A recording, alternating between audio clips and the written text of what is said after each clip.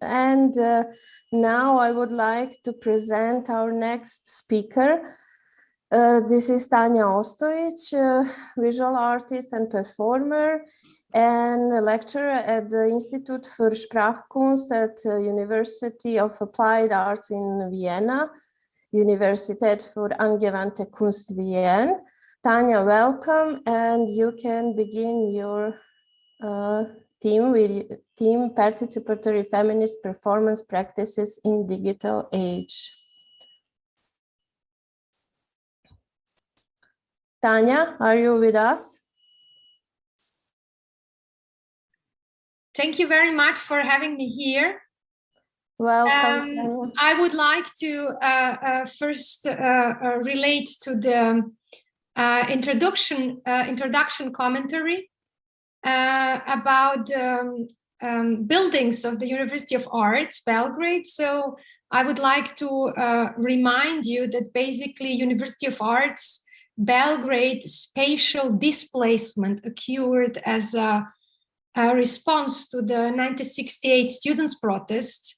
And as the students of the University of Art were leading those protests, as a consequence, each of the department of the University of Arts, each of the institutes have been placed on a very distant parts of Belgrade, so that they are basically not reachable in the walking distance from each other. I could start by showing my presentation. I just try to do the screen sharing. Yes. And not starting from the end, but starting from the beginning. Could you see it now, please? Yes, everything is fine. Okay, perfect. The topic of my lecture today is Participatory Feminist Performance Practices in Digital Age, a critical view on digitalization approach that this conference is also kind of embracing, or what cannot be replaced regarding the public space and the presence.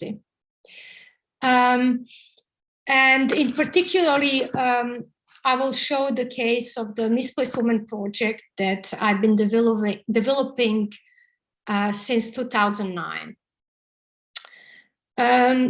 So, accompanied by a lot of visuals, my brief presentation here would analyze emancipatory strategies developed by educational and participatory feminist performance art practices in the age of digital arts, looking at what can be and what cannot be replaced regarding the physical public space that I value highly, and embodiment, interaction, and the presence that I believe are the basically key elements of the performance art and performance art practice.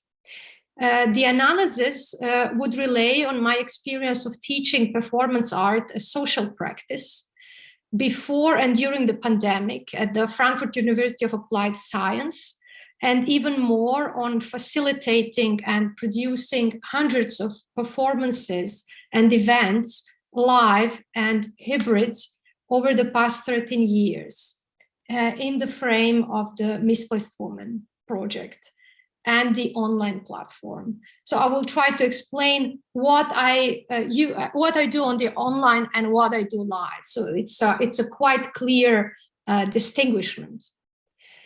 Furthermore, I would rather argue for the public space and outdoor events than for the online events when it is about the performance art. Just briefly, this is a snapshot from a class that I'm running at the Frankfurt University of Applied Science, where students of social work are being introduced to the aesthetical practices and they learn it on their own experience of, they produce their own performance artworks. In this case, when I teach live, it's a very intense workshop with a presence, and people work in a smaller or bigger group, and there is always this hugging with each other after they do the piece, and after they try out something, and at the end of the very intense workshop they perform in front of entire first grade of the university. So it's a huge event. It's a lot of feeling of the presence and stage and interaction and everything. But when I was teaching online, and this happened this last spring, I couldn't say I was teaching performance art. I was teaching basically a video performance, and because it's always related on how the student or how the person stands in front of the camera, where they put their computer or where they put their mobile phones. Sometimes they can work even with 2 recording devices, and then we really talk about video performance and not about the performance anymore. And in particular, in the case of this exercise that you can see on the screen, there are 4. The screen is separated in 4 parts. They're basically 4 students. Each one is performing from their own home. And the exercise was to bring a bag of their own and to take something outside and to work with this object. And the object was clothes. So there were 2 elements, clothes and a bag. And they agreed to have the same color of the clothes. And they agreed to hand each other a bag. So when one finishes in one room, then he hands the bag to the other room, to the other screen, and then the other one continues and does something completely different with this same object and same element. So this worked as a very nice dialoguing in this 4 frames. So this is possible to do in the online room when teaching, but much more stuff are not. So I wouldn't be too excited about online teaching performance art.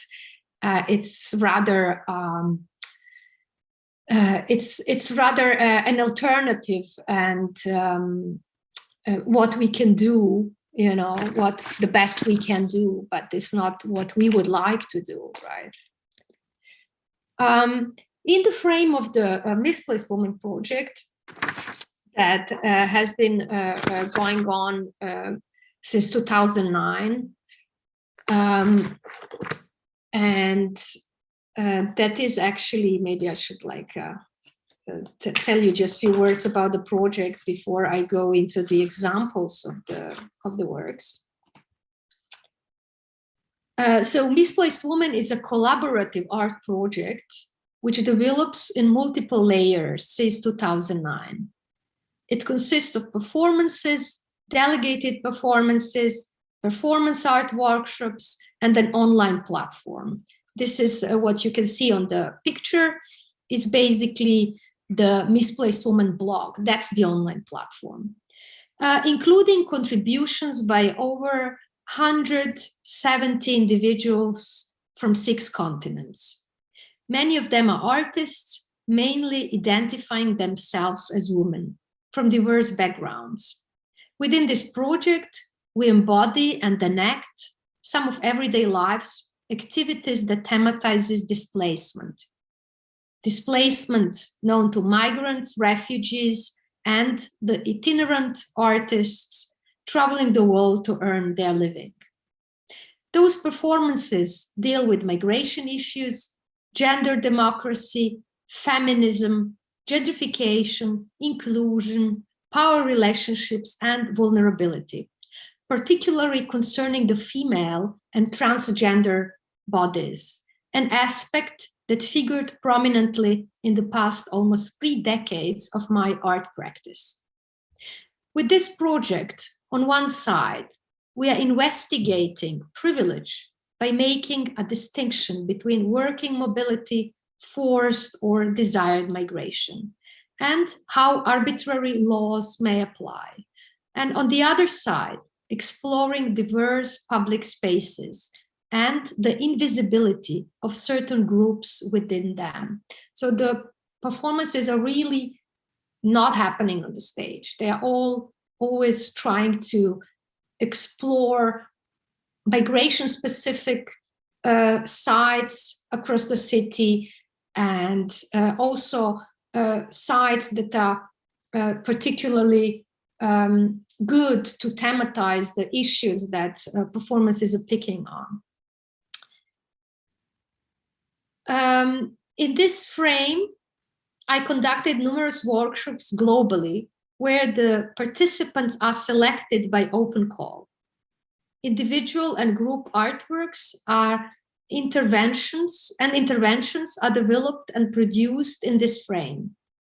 The development of collaboration within the group and forming of a community are very precious processes, as well as the further communication with a wide audience that we meet on the street by chance, and targeted audiences in the venues where performances, exhibitions, and discussions take place.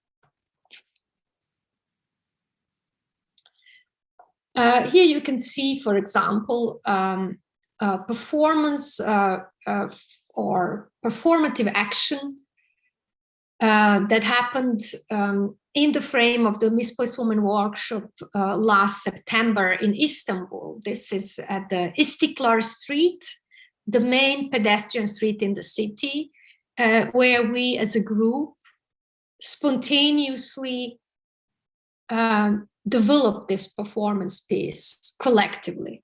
So the idea was somebody, for example, myself, proposed that we would work backwards up this really crowded pedestrian street that is above really covered by red Turkish flags, like a decorated, like hundreds and hundreds of these Turkish red flags that dominate the city and this street.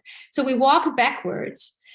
And then one of the performance participants, Azru, who is a feminist activist, took her scarf. You see this in the first, in the front, this abstract decorative modern scarf, and started waving it. I spotted it immediately, and I picked the scarf I had. That's a traditional Turkish blue scarf with flower pattern, and start waving it.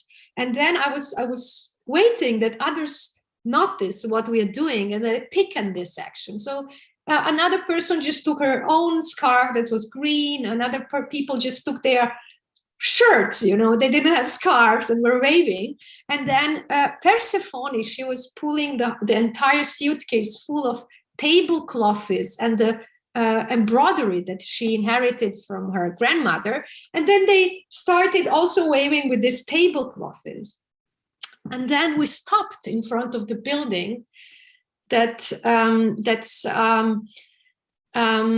a society of lawyers that supports female lawyers of Turkey. And they had a huge banner in front of the building where they were protesting against Turkey getting out of the Istanbul Convention. And then we stopped there in front of this building and were continuing waving. So this performance, a part of the workshop became a protest, and those scarves became flags and the protest banners. And of course the police you know, removed us from the street because this is Istanbul. So this is how to say something like that can only happen in a real public space. So this type of performances. In the Misplaced Woman, we've done a number of group performances in which, for example, in this case, each participant is unpacking a bag of their own, in this case, in front of the Gare de Saint-Charles in Marseille. most of the performance participants are circus artists from across the globe. And each of them, after the performance, also thinks about what this meant to them and reflects upon in the written form. And those stories I basically require and edit and publish on the Misplaced Woman blog that I showed you at the beginning. So the blog is there to as an online platform, in addition to the physical platform, and it serves to collect people's stories, and that community can, have an overview of other people's activity and can stay in touch, because we do also organize community gatherings where people who took part in the workshop some years earlier can come to a new place and interact with the new people and the new location. One of my favorite places are airport terminals. I like that the performance interventions that I'm doing, and you can see in the background another woman unpacking a bag, basically merge with the or mix with the usual activity on the airport. So the woman in the background is unpacking her bag just because she's doing that at the check-in counter. And then this performance that I'm doing is actually being embedded in this airport ballet, so to say, and exactly. And this kind of performances usually speak to the people of migration background and people who are on the base of their racial difference are being more often searched than the others. This is, for example, a map of performance research entitled Misplaced Woman, Marking the City, developed in Bergen, where basically we were in total 6 performance artists of different backgrounds, all with migration backgrounds, have chosen each a different location in the city that is specific for migration. This was produced by Stiphelsen 314 in 2011. For example, Queston Jamal, she has chosen Western Union, and that's the place where people that are guest workers in Bergen go to regularly to send money back to their families. And Magleb has chosen the police headquarters, where the foreigners go to extend their residency permits. So all of us who have this lived through those experiences know what those locations mean. Performance also functions as kind of people come online, find this project, and they can select a Misplaced Woman score, and they can do their own performance. They have their own authorship on their own performance that has been based on the Misplaced Woman score. And in this case, an artist based in Canada, she performed Misplaced Woman at the occasion of her, that she became a Canadian citizenship, that she became Canadian citizen, and then she submitted her different interventions with the commentary for the project blog. In this case, the artist, the performer, did not got together to one of the workshops, but she has done it independently and she used the Misplaced Woman score to give a statement, in this case, a political statement, in the time when in Canada they were talking about prohibiting women to wear headscarves and hijabs in the public in 2015.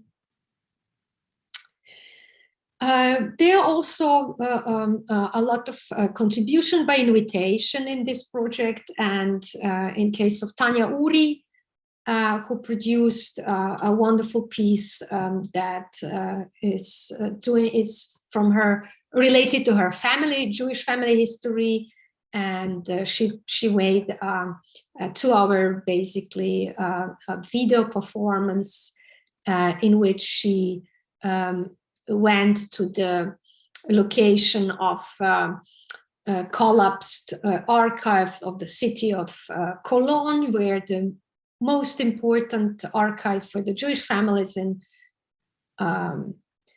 Germany that has collapsed during the building of the underground, and then 1 year after, documents were still floating. And this suitcase of her granduncle, who was killed in Holocaust and was a famous poet, was supposed to be in that archive as the rest of the family stuff, but it wasn't. So it was luckily at her home, and then she brought it there in front of this collapsed archive, and she read some of the poems from there, and promised not to leave anything anymore from her or her family archive to this institution. Tanja, sorry for interrupt you, but we have to mind the time.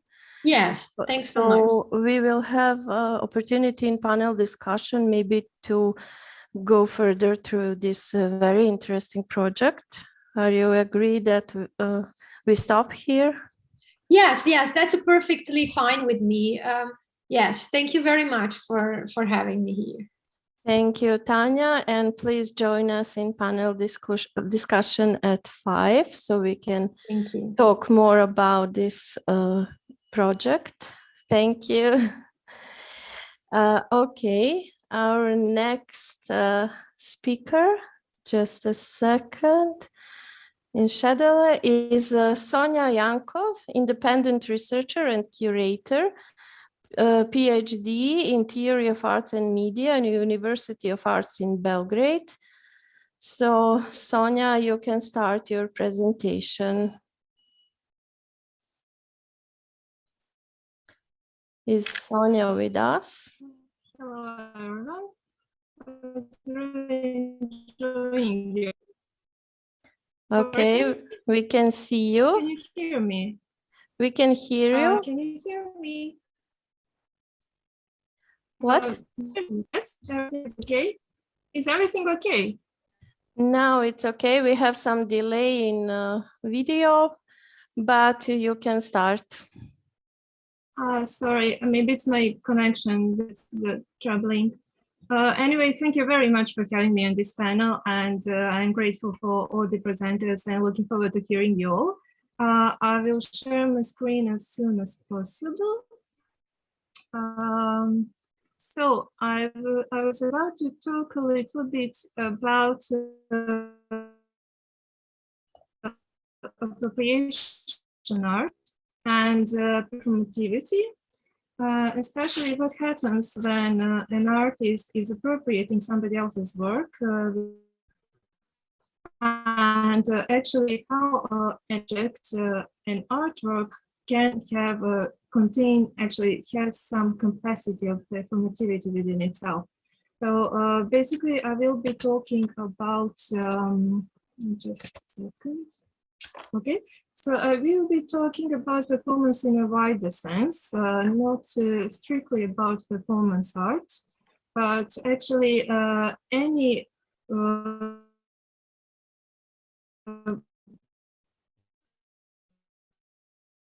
performative action or art that includes movements of action. And we usually, when you speak about place in a very limited time, and that is what is considered the key moments of performance art, But when you speak about performativity in a wider sense, we can also speak about anything happening, and it includes participation of the audience, and it is based on a reality and specific place or time, but doesn't necessarily include the body of the artist in a strict sense as a performance artist.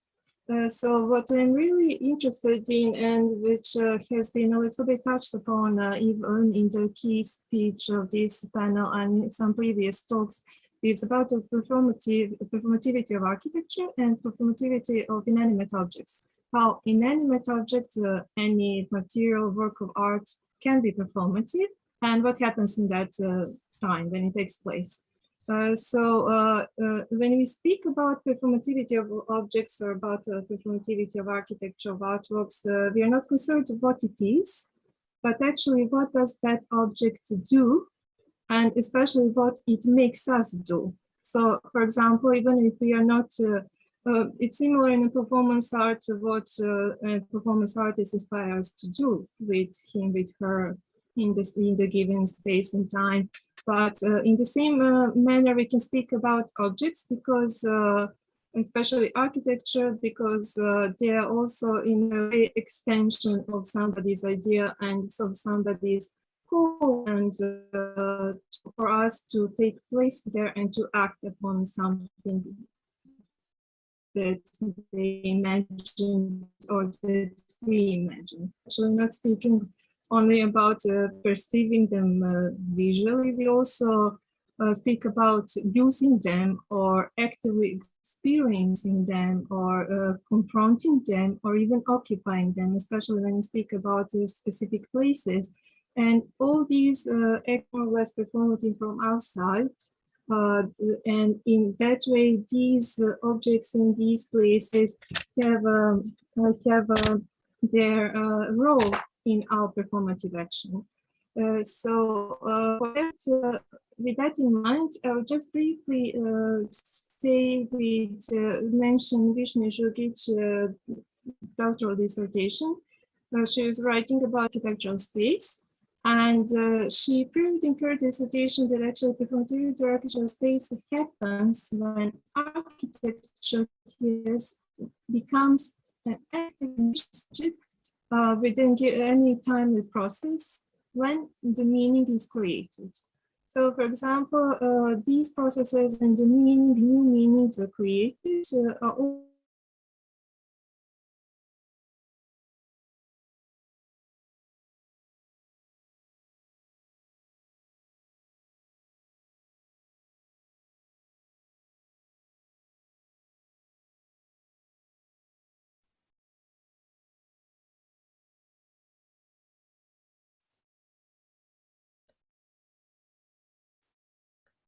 Sorry, Sonja, we lost the sound, and also we don't see we saw that you share a screen, but we don't see a presentation. Was it a connection problem? Now we can hear you, but try again to share your screen. Now we finally see the screen. Okay. I'm sorry, I think it's a problem. I'm really sorry. Okay. Višnja Žugić proved that architectural space is performative when it becomes an active and efficient subject at a very limited time frame when the meaning is created. And it can happen in three ways. For example, when architect imagine something, how architecture should be used. And for example, Javier recently mentioned in his keynote speech the Pretty Go project and why it failed, because it was imagined only to be used in a certain way, and people couldn't use it only in that way, refused to use it in that way, and that is why the project failed. But that would be one way of how an object can be performative. Those buildings were imagined in such a way that they should be used, and the people should perform and act in a certain way within them. So she also gives some other examples how architecture can be performative. But why is it very interesting from this point when I'm speaking is that she says that architectural space is active and it always, I'm sorry, it's all unstable connection, that these new moments when architectural space is performative is when new functions of architecture are created.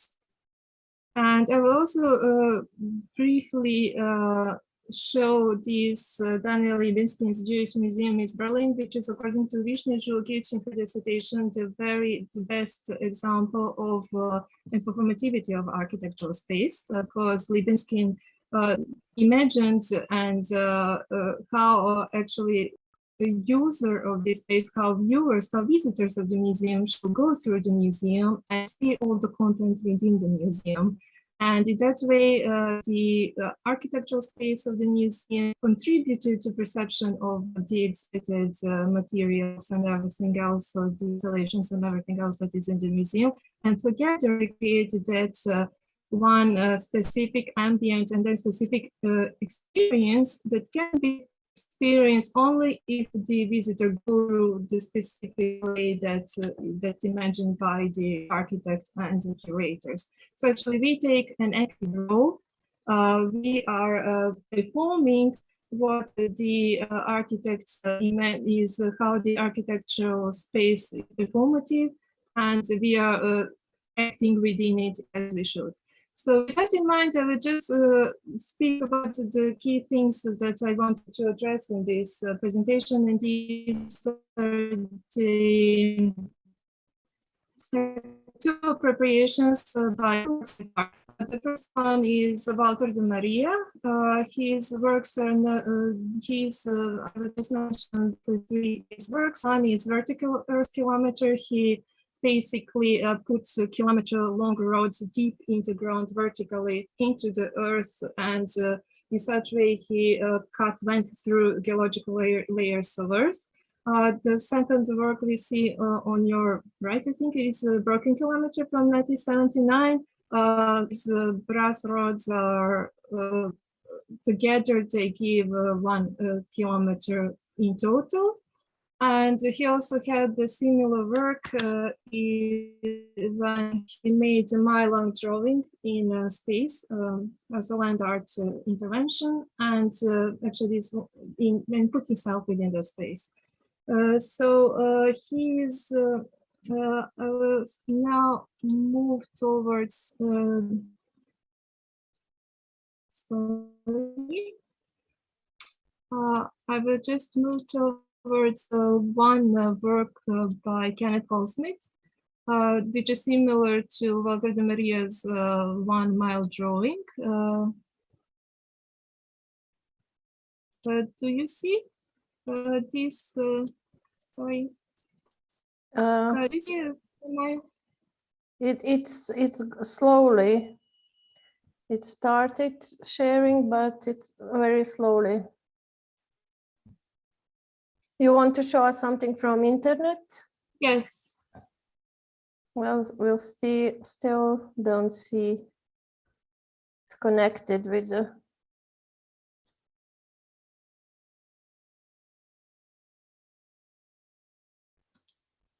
So maybe that's confusing. We can see a link, internet, but we don't see the content. But maybe solution if you can share this. Down here is the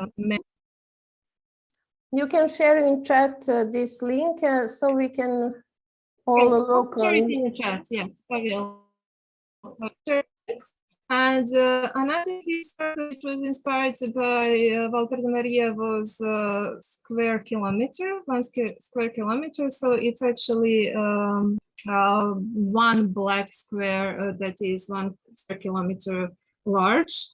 But what's really interesting to me in these works is actually not only that he's referring to Walter de Maria and obviously Kazimir Malovic with this black square, but that previously we never had the opportunity to actually have 1 square kilometer like in front of us on a plate on a screen. When we speak about measurements, we maybe have 1 meter that we can hold in our hands, or maybe 30 centimeters when we are holding a ruler. That 1 kilometer or 1 mile is something completely different. And with these works, what Chemical is actually enabling us to do is to go through these this 1 mile and 1 square kilometer and to experience them. And that is why I would argue that these works are also performative. In a sense, as architecture is performative, that makes us do some certain things, that makes us act in certain ways, walk through certain paths that the architect imagined. Also, these works are performative in a way that we, if we want to see the entire mile on internet, we actually have to go and to scroll down all this entire mile.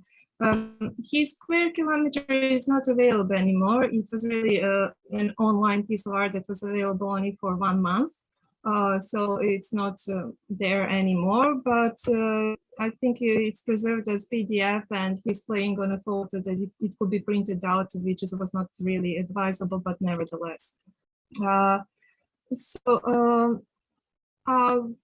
just mention briefly the second artist, and that is the end of my talk. The second piece of art, I'm really sorry for the connection. It's never predictable, so I can't.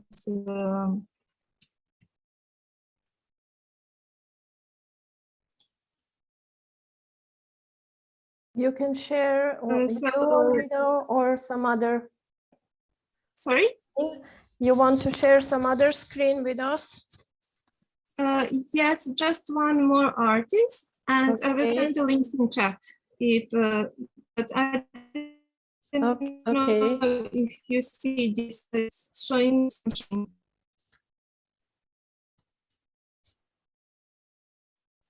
We lost the sound again. Oh, sorry. Do you hear me now? Now we can hear you. And you can share, try to share again the screen.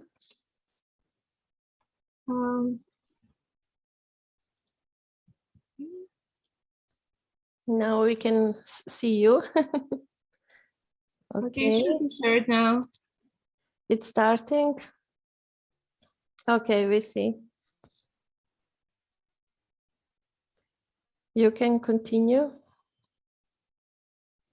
Okay. Hopefully it will last for a few minutes longer. So we here see Richard Prince's appropriation of Sam Abel's photograph from Marlborough. What he did is he used photographs that were used for advertising, but without the logos, the slogans, the other, just would single out the photograph and would have the philosophy about reality and how the photograph can present reality, although he never took it. And his idea of making a photograph was not actually going on a scene and taking a photograph, but actually appropriating and in a way stealing other people's work. And he made a big deal about it. Was a big court issue and a big theme in history of art, but nevertheless, I'm speaking here because of him, because Greg Allen, an internet artist, appropriated his work, Richard Prince's work, especially this photograph, which is again appropriated for Sabadals. And Greg Allen made it into digital image that we see here, but also he made it 1 square kilometer large. And I will send a link later, which is actually a huge image also on screen, and you can literally swim in it. And once you're looking through the screen, you really can't orient yourself where you are, which part of the image, because you really have to scroll through that 1 square kilometer to experience that image. So I would just conclude that actually what these works are doing, that square kilometer, mile-long drawing, and this square kilometer by Greg Allen on the web, playing with these notions of distance, of surface even of territoriality, because when we speak about square kilometers, we usually speak of density of population, or not really about in terms of something on internet and image that is that large. So thank you, and I'm sorry for these interruptions with internet. I will send the links in chat, and see you during discussion. Thank you very much. Thank you, Sonja, very much. Send us links, and now I will introduce our next presenter and lecturer, Jovana Karaulić. She is assistant professor of theater production at the Faculty of Dramatic Arts in Belgrade, Department of Management and Production in Theater, Radio and Culture, and active member of the Laboratory of Interactive Arts and IETM network. Jovana, welcome, and you can start your presentation. Hello to everyone. Thank you, Svetlana, for introducing me. So I will have more time for my presentation because of time limitation. As Svetlana mentioned, I'm coming from Faculty of Dramatic Arts, and I'm super glad that I'm here with you today. I will just start with my share screen. I guess you can see. Just to see how to make it bigger. Okay, can you see the screen? We see the screen. Okay, so today's topic is about how we can rethink the moment when we come to the global crisis, in a sense of making a digital theater global community. So if you are inspired by this topic, we can try to make this presentation more interactive, and you can try to list 3 words that you associate with today's topic of my presentation, and I will go to my reflections on the topic. It can be focused on digital environment, theater community, radiant creative nucleus, and super connection, and all these words I will try to explain or explore during the presentation. I will go shortly to the theme of the or elaboration of the theme and of the presentation, and I will focus on the spectrum of theater adaptation in digital environment during and after pandemic period, from the perspective of production procedures and not just narrative and programming.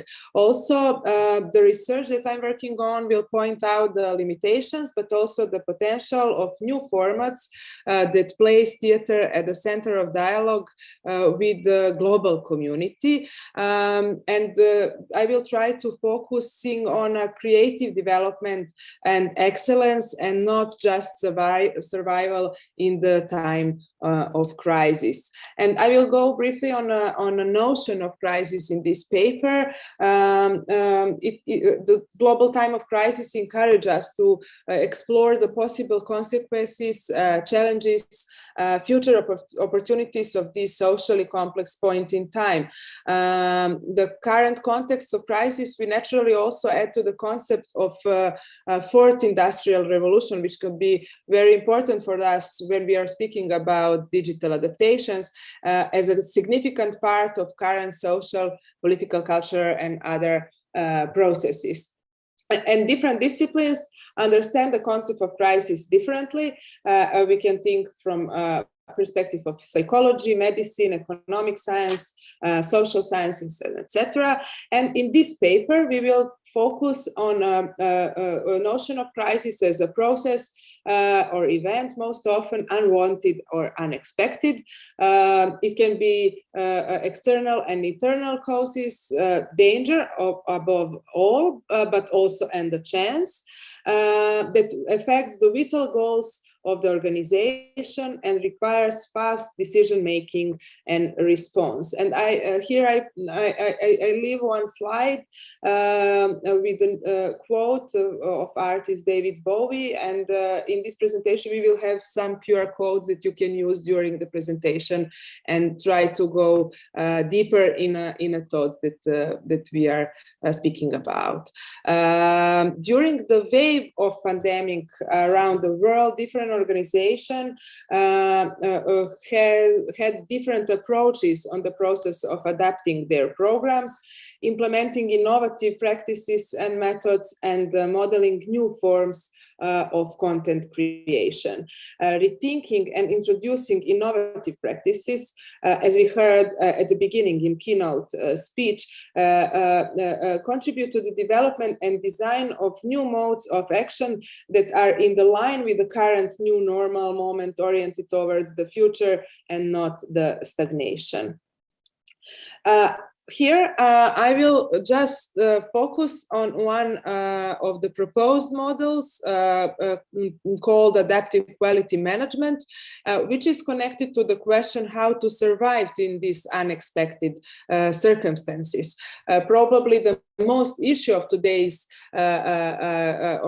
cultural organizations and theater is how to survive in such social context, and what approach should be implemented, what are the activities in accordance with these new normal concepts that establish the current context or the society in which organization operates.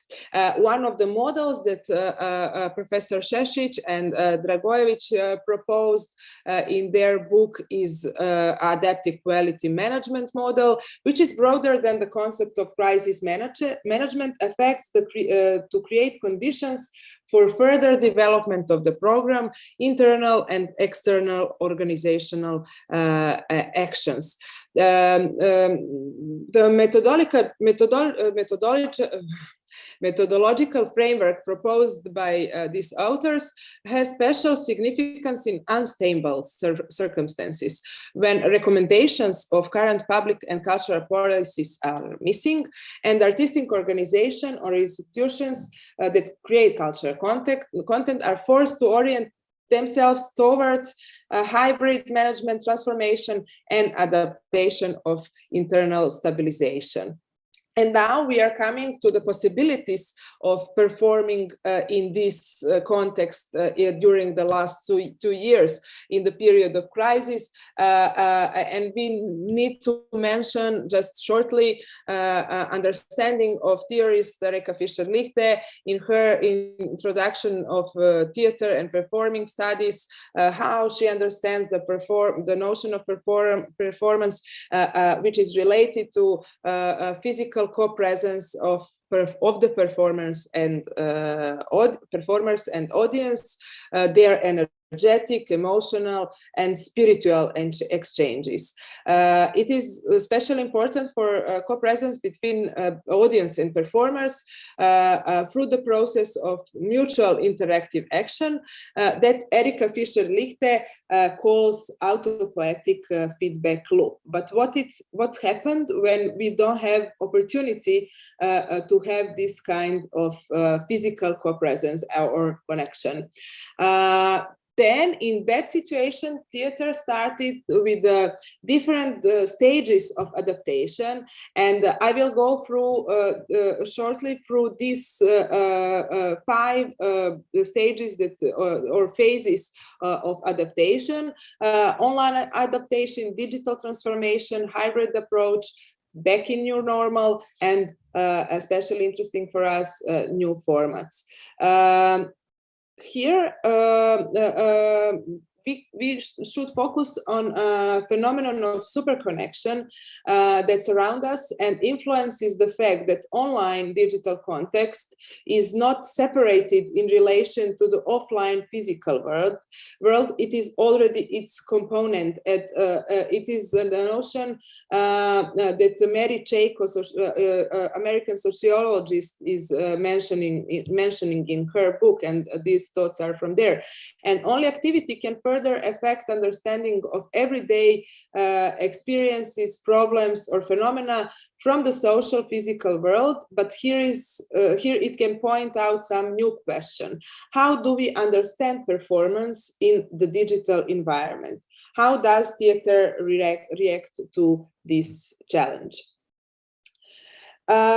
In a global turbulent social moment, the digital context has enabled the creation of online theater communities that have an impact on the easier acceptance of the current, sometimes traumatic circumstances, and develop a common identity, a sense of community and solidarity. And I will try to show how. Here on the left side, I left some words about it and how theater from the local point start to be global, and what were the tools in this adaptation process. And here you can see just from my Instagram stories just from one day from the period of Corona time, and it started to be kind of everyday life in online with the focus on performances from different perspectives. Firstly, with the performances which were live streamed on the platforms, and after we had a lot of Zoom panels, and we started with a lot of online programs which were dedicated to the performance in different aspects.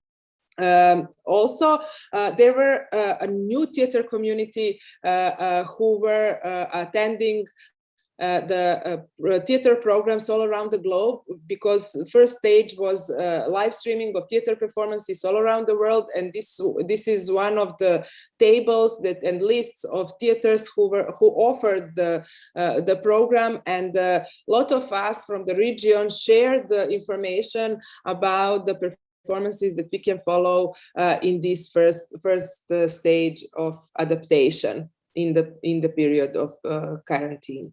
Then, as a mentor at the Faculty of Dramatic Arts, I would like to share with you one example, which is first adaptation or transferring to the digital environment in a festival, of one festival format that I'm mentoring, Feast, at the Faculty of Dramatic Arts. And it was first festival in our region transferred in a digital environment almost just few days before the measures in Serbia. We decided to follow the values and to be responsible, and it was our kind of message for the society, and we start to be global. From one local festival, it is international, but it's in a physical space, it is in several theaters in Belgrade. It started to be global, and we had a global audience from every continent. And here on QR code, you can see the manifest of our students who made it a strong message for the audience around the world, how theater should behave in an age of crisis. Here I just listed countries that were followed, and when we are speaking about new theater global communities, we can speak about this kind of statistics. If it is not possible to follow the thoughts of Erika Fischer-Lichte in sense of physical co-presence, we can speak about the new communities which are oriented towards the same program from different parts of the world. Also, we have a lot of discussion about this context in famous everyday newspapers who discussed these possibilities of theater in digital context. I will just show this as an example. And the second stage of adaptation was the digital transformation that we can follow also at our BTEF festival in Belgrade, and performances start to be prepared for the digital environment. It is not something completely new, but it starts to be wider present than before. When we are speaking about adaptation of theater in a period of crisis, this was a second phase of adaptation, when theater started to create content for the digital environment.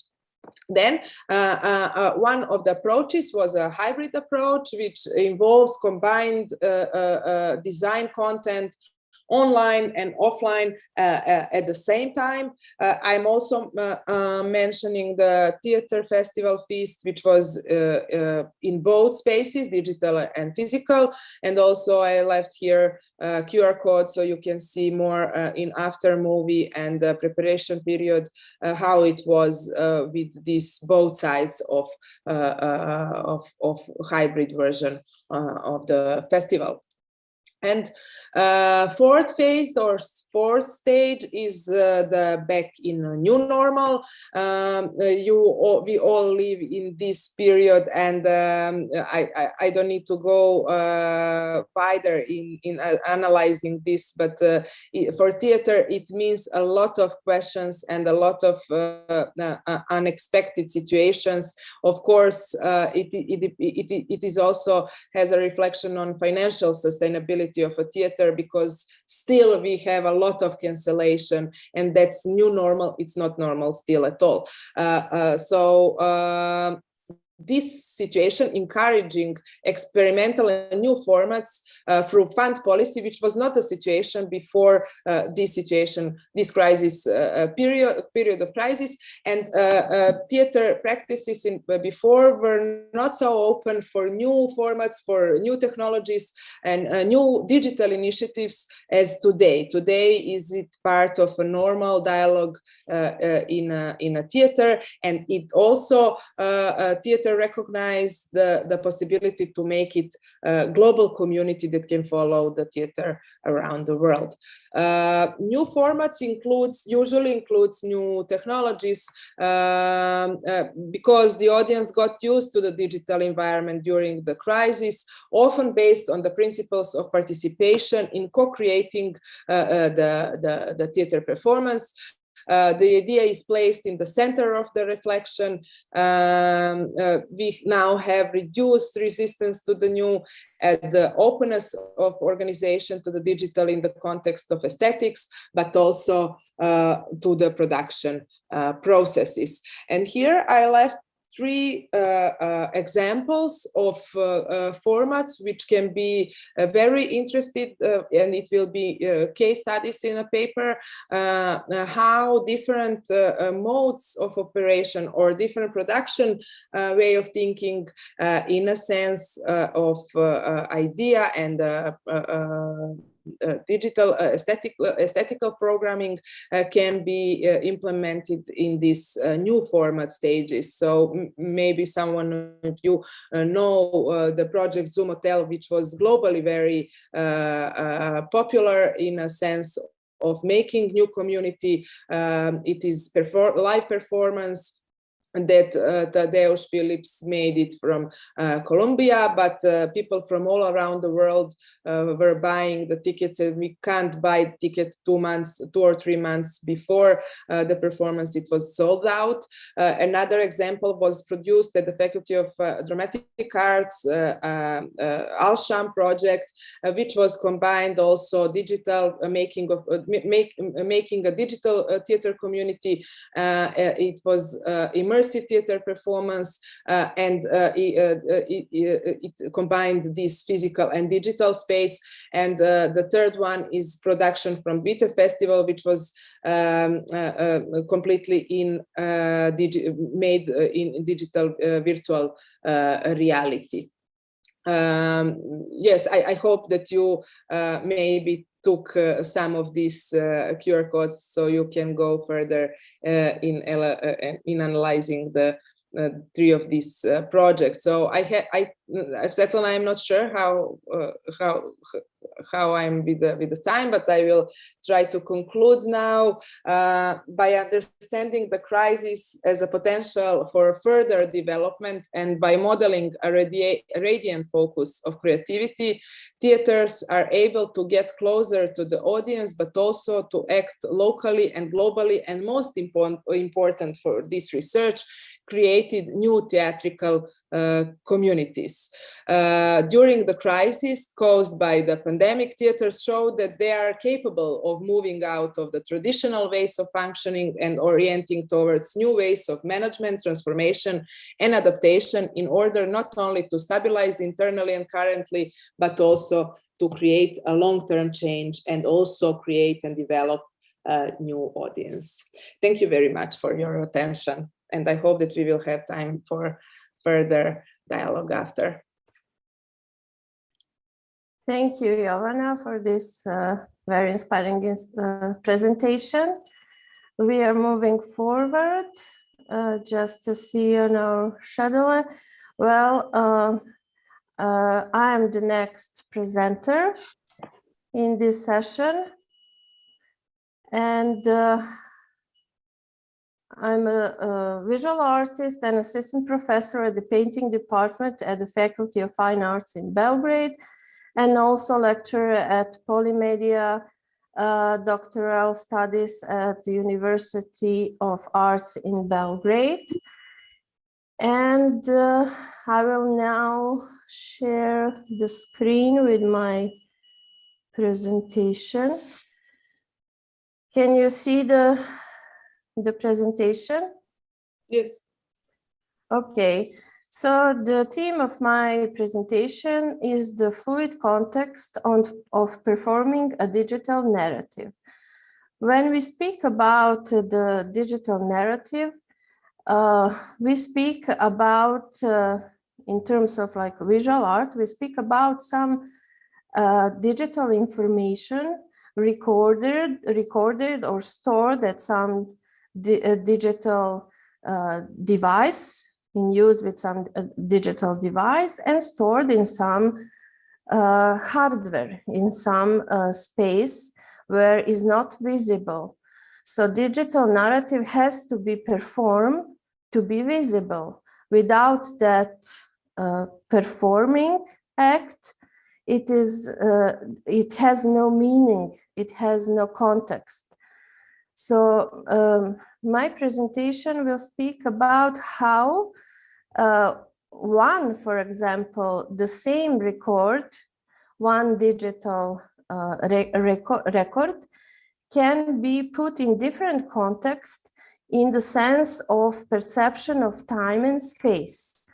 I will do this through the presentations of my own artistic practice as a visual artist. For example, in my artistic practice, traveling and researching through the lens of the camera is basically is the basis of my work. So my artistic practice is conceptually based on a careful observation of the selected segments of reality in interaction with eternal mental processes. It is an artistic quest for a peculiar sight that would resonate with the movements taking place across the inner landscape of the being. Although we are living in predominant visual culture, I think there is a lack of meaningful images around us, and considering brutally transformed and damaged landscape, both physical and spiritual, I'm in constant search for decent images that could resonate with the state of our civilization or with our innermost souls. So over the time, traveling through different spaces is with this concentrated gaze through the camera lens became for me a way of thinking the world, or philosophical process reflecting the fluctuations of mind and the stream of consciousness.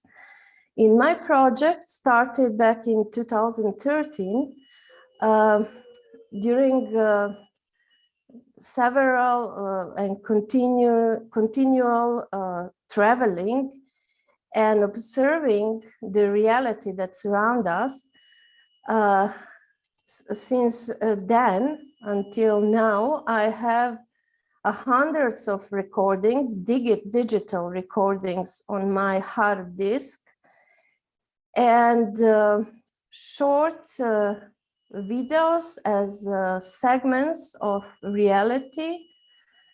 So these pictures that I recognize during the space and time traveling and record with the digital device, with camera. So those are mostly photographs and videos. And those are mostly videos shot in like one shot, one still camera frame. And those are decontextualized videos in terms of, there is no information about the specific location or about the subject that is recorded. The videos itself, they don't have the beginning or exact the end, because they are just like small haiku pictures from the journeys, from the traveling. And they don't have like specific narrative. They can work in the references, of course, with other artworks from the history of art, or they have some symbolical or poetical content. But what so I just show you some examples of those short videos from my traveling. And those are basically digital records, which serves as an information for further space and time manipulation and transformation through different media. It can be video, photography, object painting, graphic, or there can be materials for performing digital narratives on various devices and surfaces. And also the fluid context of my work is reflected in the fact that the final work, as I'm presenting to the spectators, doesn't take its shape in the studio, but precisely through being performed in a temporary ambiental installation. So the aim of each installation is to create a specific, authentic, poetic whole. And what is the most important, non-linear spatial narrative through which a spectator can move, and whose open system offers a possibility of multiple perspectives and interpretation. And the main theme in my latest projects are creation of these hybrid landscapes that reflect our cultural constructs and attitudes toward nature, constituted from the abyss of human desires and fears, utopian or dystopian ideas about time and space. So my PhD project, with the title Non Finito Performing Spatial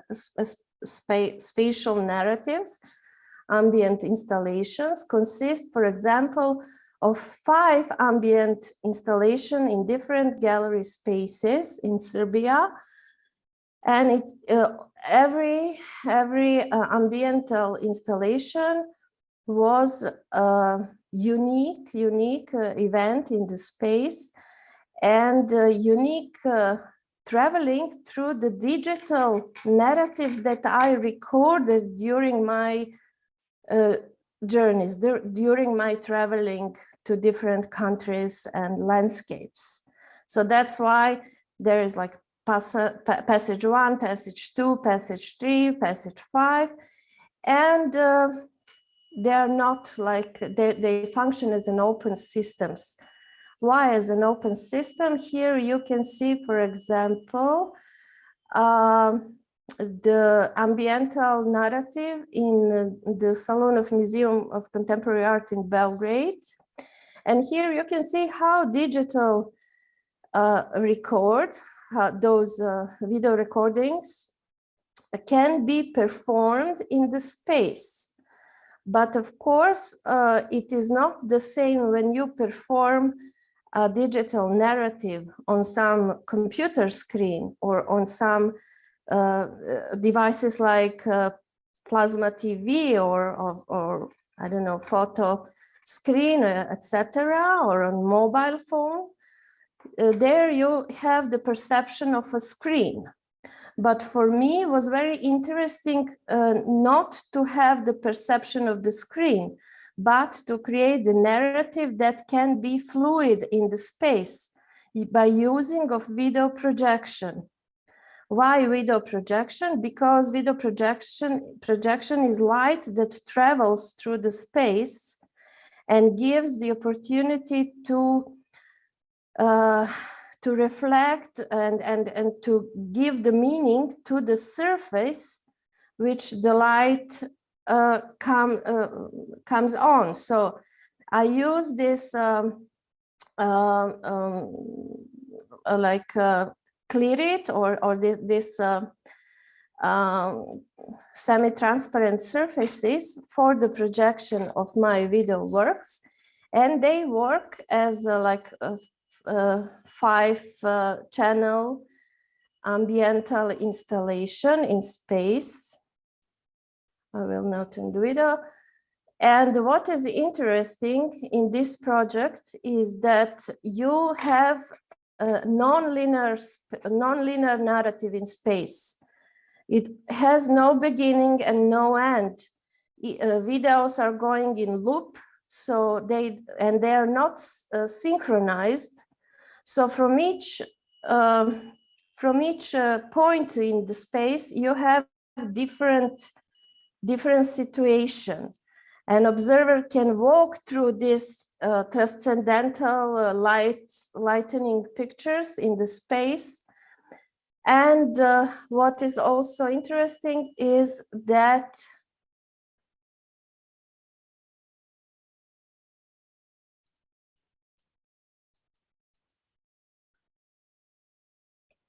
can you see the presentation?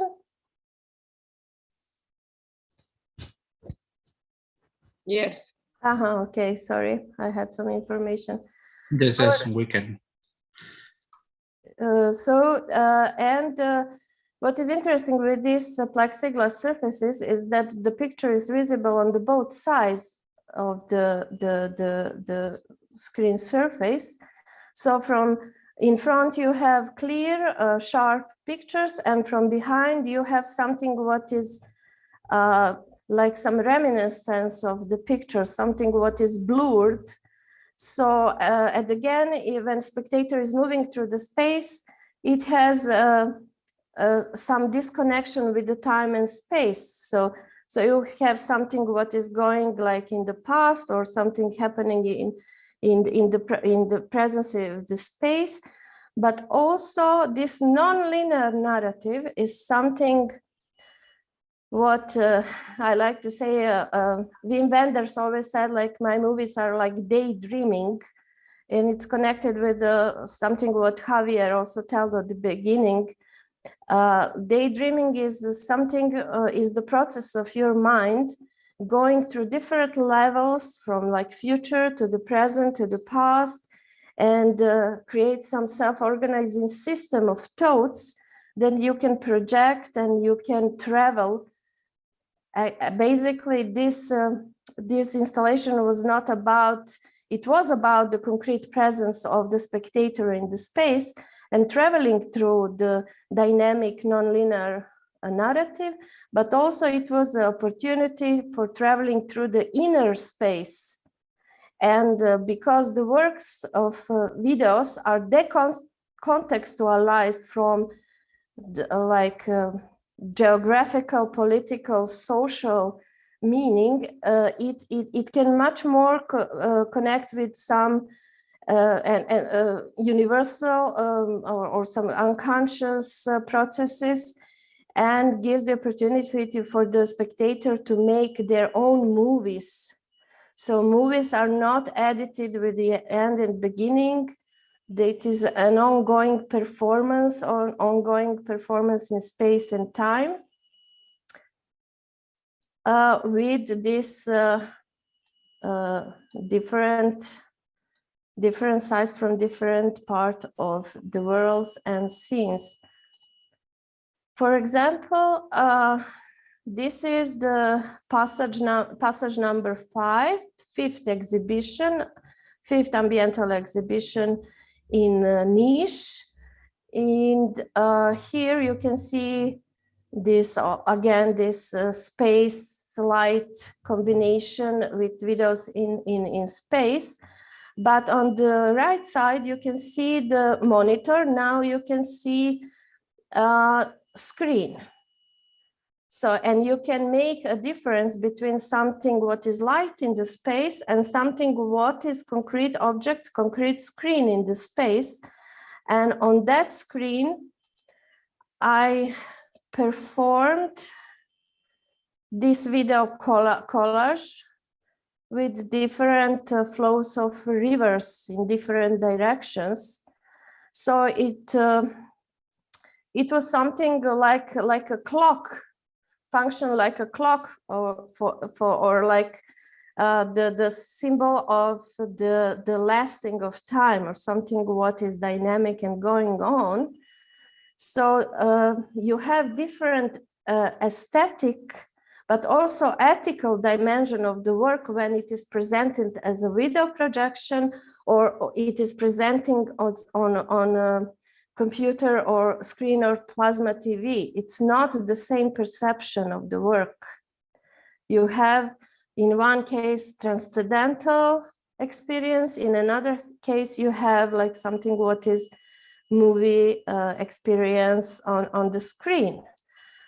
And for example, in this installation in museum, with this projection on plexiglass, I also had video works on these little like photo devices, and they also make some different aesthetical and ethical perception, because those are small screens, and they on them I showed my concrete traveling through the space, my legs walking through different grounds, and they worked as a more as a surveillance cameras, or something what is recording with GoPro cameras, when you have like something active, something what is on specific like movement in some space.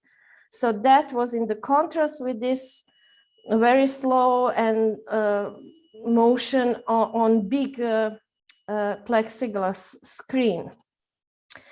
And for example, the same digital information I use in this plasma TV on the floor, I use in this theater production in National Theater. This is a performance Iranian conference directed by theater director Jovana Karaulić. So here you can also change how see how the same digital information, the same video now is in totally different context. So in the case of ambiental installation, it was part of the non-linear narrative. But here, this recording of the river is in a symbiotic connection with other parts of the theater performance. The theater performance itself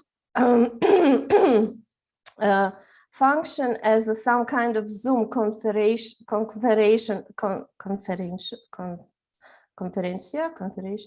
So you have at the same time something what is a landscape video from another space. You have the concrete presence of the actors recorded by the cameraman on the stage. So you have live recording, videos from the archive, and on little plasma TVs on the ground, you have different kind of videos from YouTube, something what represents the reality of wars, conflicts, daily news, daily politics, etc. Because this theater piece is written by Ivan Viripayev, and each of these actor is speaking from their position about the modern society or about the state of our civilization, representing political, social, scientific, philosophical, and other subjects. It is the same, for example, with this recording of a nail. I'm recording also this during my traveling. The same, okay. So the same video was used in creation of a nonlinear ambiental installation in the space. Here you can see some on photo, but also it was used in this theater performance as a symbol of continuity of and dynamic of life, or something what I like to say like as an angel of history, comparing with the Walter Benjamin thoughts about the angel of history that is always moving forward and witnessing the progress of the civilization, but cannot go back and cannot make things different. So this snail is going through the whole theater performance over different geographical states, like Iran, Iraq, Syria, Ukraine, ex-Yugoslavia, etc. And it's just always going further.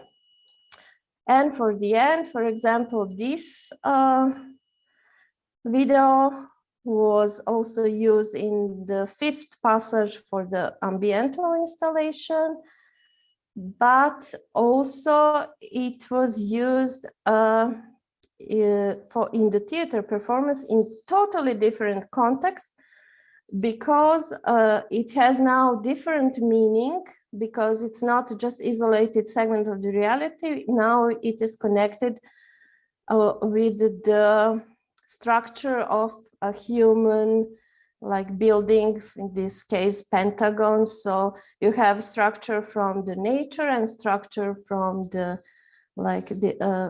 our human impact.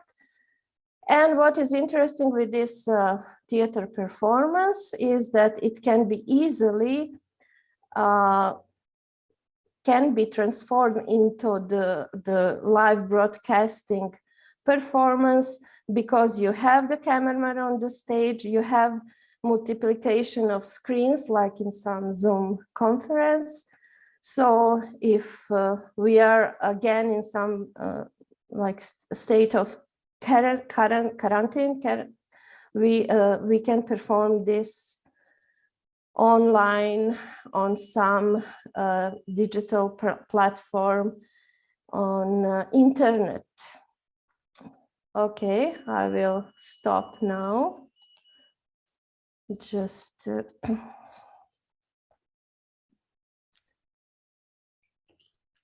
okay, just to see how stop share. Okay. Thank you so much. I will serve as a panelist for you. This was a wonderful presentation. Thank you. And we will obviously have a lot of questions about this integration of media technology within proper theater performance with live audience. Thank you. Thank you, Alexander. I hope we are still on time. So our next panelist is Vanelin Shudelov. a Ph.D. associate professor and head of department of MFA in Digital Art, National Academy of Art in Sofia in Bulgaria. Welcome, Venelin, and you can start your presentation. Hello, everyone. Thank you very much. Well, thank you. Thank you very much. Let's start it. So my topic, it's my theme, it's Homo arbiter forme, decision maker or brain worker. I'm Venelin Shurelov, and I'm part of a small team in National Art Academy. We developed a master program for digital art long time ago, in 2008 actually. And since then we are developing a small society. We run a festival. We did some community work actually to establish more advanced knowledge and practices in this field, the field of digital media. And I think on the basics of this presentation, it's something very crucial, something very in the core of digital art. And I am using the one name that was given by Jack Burnham in his very remarkable essay, System Aesthetics, published in 1968 in the journal Art Forum. So in the very last paragraph, he mentioned a new subject, and the name of this subject was Homo arbiter forme. So Homo arbiter forme, or the one who makes aesthetic decisions, is the next evolutionary step of human. By using this name, we can define the creative process as an organization of a set of elements that interact with one another, and the work itself, the artwork itself, as a living organism. The theory of Homo arbiter forme regards making art as a building system. This definition marks the transition from object-oriented to system-oriented culture. Burnham's essay summarizes processes that have been going for several decades, actually, but he also creates a theoretical basis for future development. In my narrative, I will focus my attention on the theory itself, but also in some level of contemporary manifestations. And I will present you some works that appear parallel with the theory itself. Special emphasis will be placed on the different types of performativity available in a wide range of artistic practices, including visual arts, literature, music, dance, theater also. A special kind of performativity determined by the idea that the work of art is a reactive consequence of the functioning of certain factors or circumstances. With other words, the effects of the process in a system. Next slide.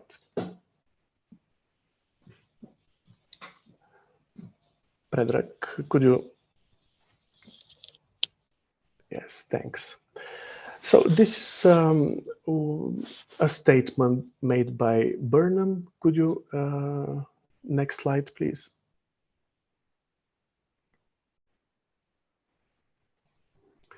So at the beginning,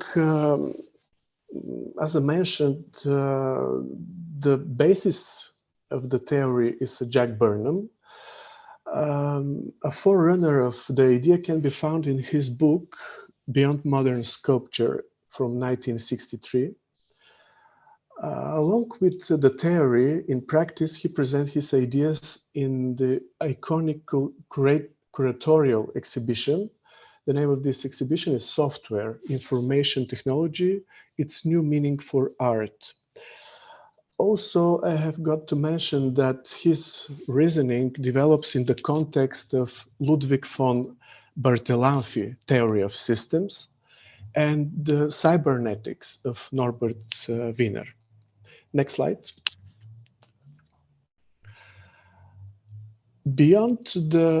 Next slide, please. Beyond the scientific contribution of the later two, Bertalanffy and Norbert Wiener, the development of, name them the responsive technologies, the ideas have a powerful cultural impact. The consequences are striking and radical for the art world. Most essential is that for the system, the information, regardless of its mode of presentation, becomes a significant aesthetic factor. Next.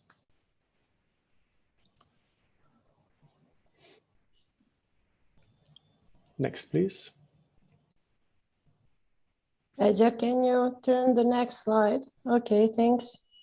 And one more, please. I think I'll go further. One more and one more. Okay. So the system approach goes beyond the activities of producing artifacts. In a revolutionary way, it deals with the bigger problem of understanding borders. From the perspective of systems, there are no imaginary outlines such as theatrical stage, book covers, music sheets, picture frames, or principles for constructing three-dimensional shapes.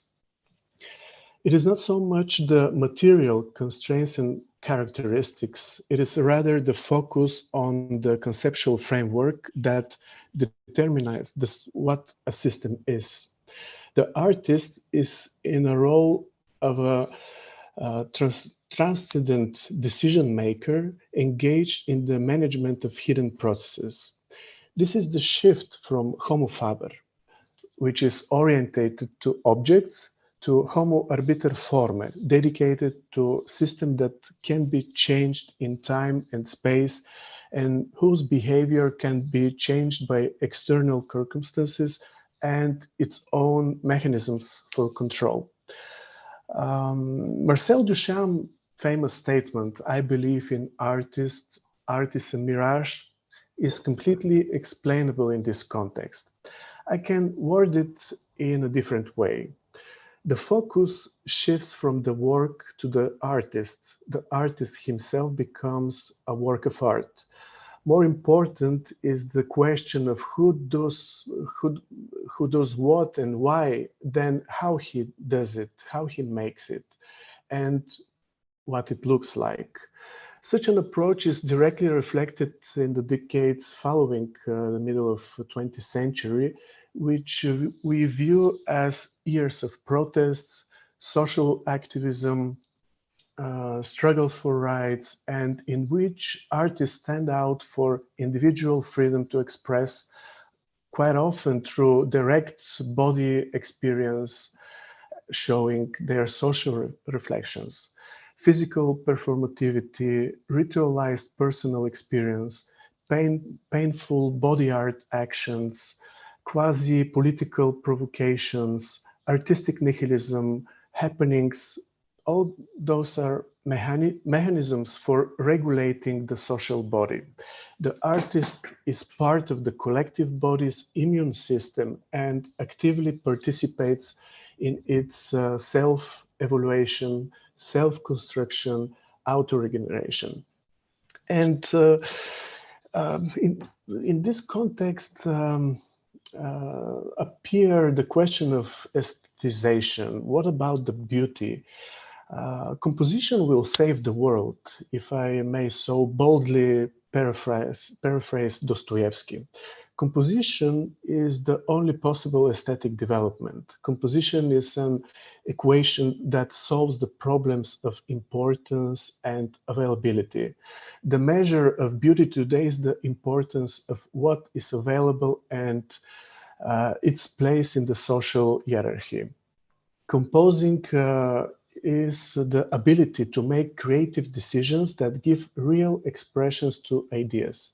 Homo faber has finally become the homo arbiter forme, the one who makes decisions, the one who chooses and composes, and of whom actually is known the last because he prefers to work by being absent. And for the work itself, he liberated self, the artwork. The artwork, it's out of his control. His art is hidden, not only in material forms, but it also composes the connections between people and the elements of their environment. Next slide.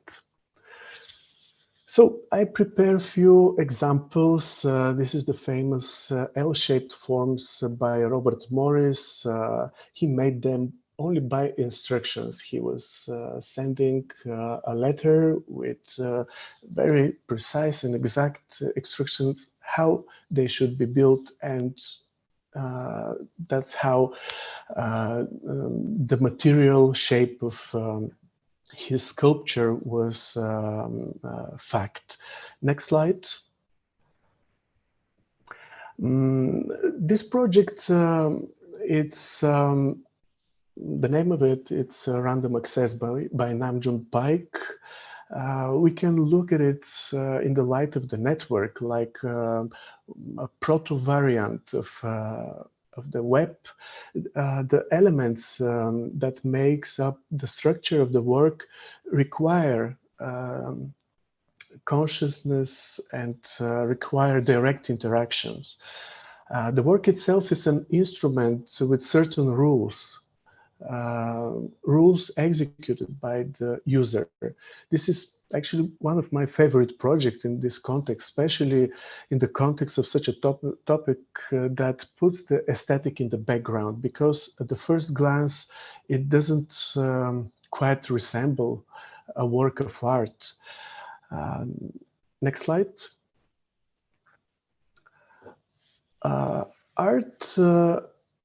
Next slide. Art is the embodiment of the idea about the visual elements and established relations with the composition.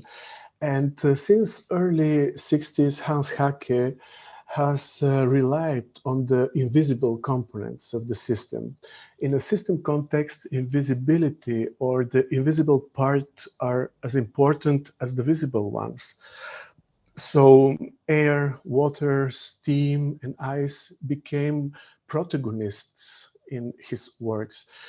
He aroused interest in invisible art. The works of art begin to function as visual analogs of the world as a dynamic system.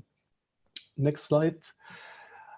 So there's a lot of examples of his works. Such works are Photoelectric Viewer Programmed Coordinate System from 1999, Nachrichten from 70s, Condensation Cube, or Norbert All Systems Go from 1968, and many others. Next. So, of course, Mr. Stellark fit quite well in this topic. His project Rewired Remixed Event for Dismembered Body shown how he materialize the idea of complex multi-sensor and multi-sensory experience. Stellar connects his body to the internet and is literally thrown like a rag doll into the hands of audience in various geographical parts of the world. The artist becomes optically, acoustically, and physically out of synchronization. What he perceives and performs is involuntary, becomes a remote control puppet whose input impulses are dependent on the satellite partners involved in the system. Next. So speaking of systems and possibilities for them to operate through online connectivity, several projects can be mentioned. For example, in early 2013, Median group Bitnik sent to Julian Assange a shipment contains a camera that transmits online its own journey through the mail system live in the internet. They describe this project, delivery for Mr. Assange, as a system test and the work of live mail art. Next. The Swiss-British duo are also known for sending boats, boat shopping in the darknet. Random Darknet Shopper is an art project that includes a specially designed algorithm embodied in an online shopping bot, which aims the goal is to buy goods from illegal websites visible with the Tor browser into the darknet. The bot itself is in the role of performer, but also it's a curator applying a particular liberal form of curating. And at the end, the collection of this virtual algorithm consisting of almost 25 items was directly exhibited, sent it to a few gallery spaces. So it is in this turbulent context of the digital revolution, the software plays a crucial and decisive role.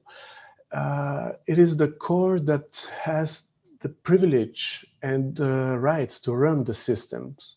Software in itself is a system. Software is the technological extension in virtual and real space. It is the main tool of labor supporting the evolution of Homo arbiter formae. The digital media is integrative and often assist in unlocking the unsuspected potential of each of the elements involved. It makes possible the existence of global art projects, including neurodesign, neuroscience, brain-computer interaction, generative graphics, sculptural modeling, music, poetry, finances, politics, ethics, such as the last work I shall present to you. Next.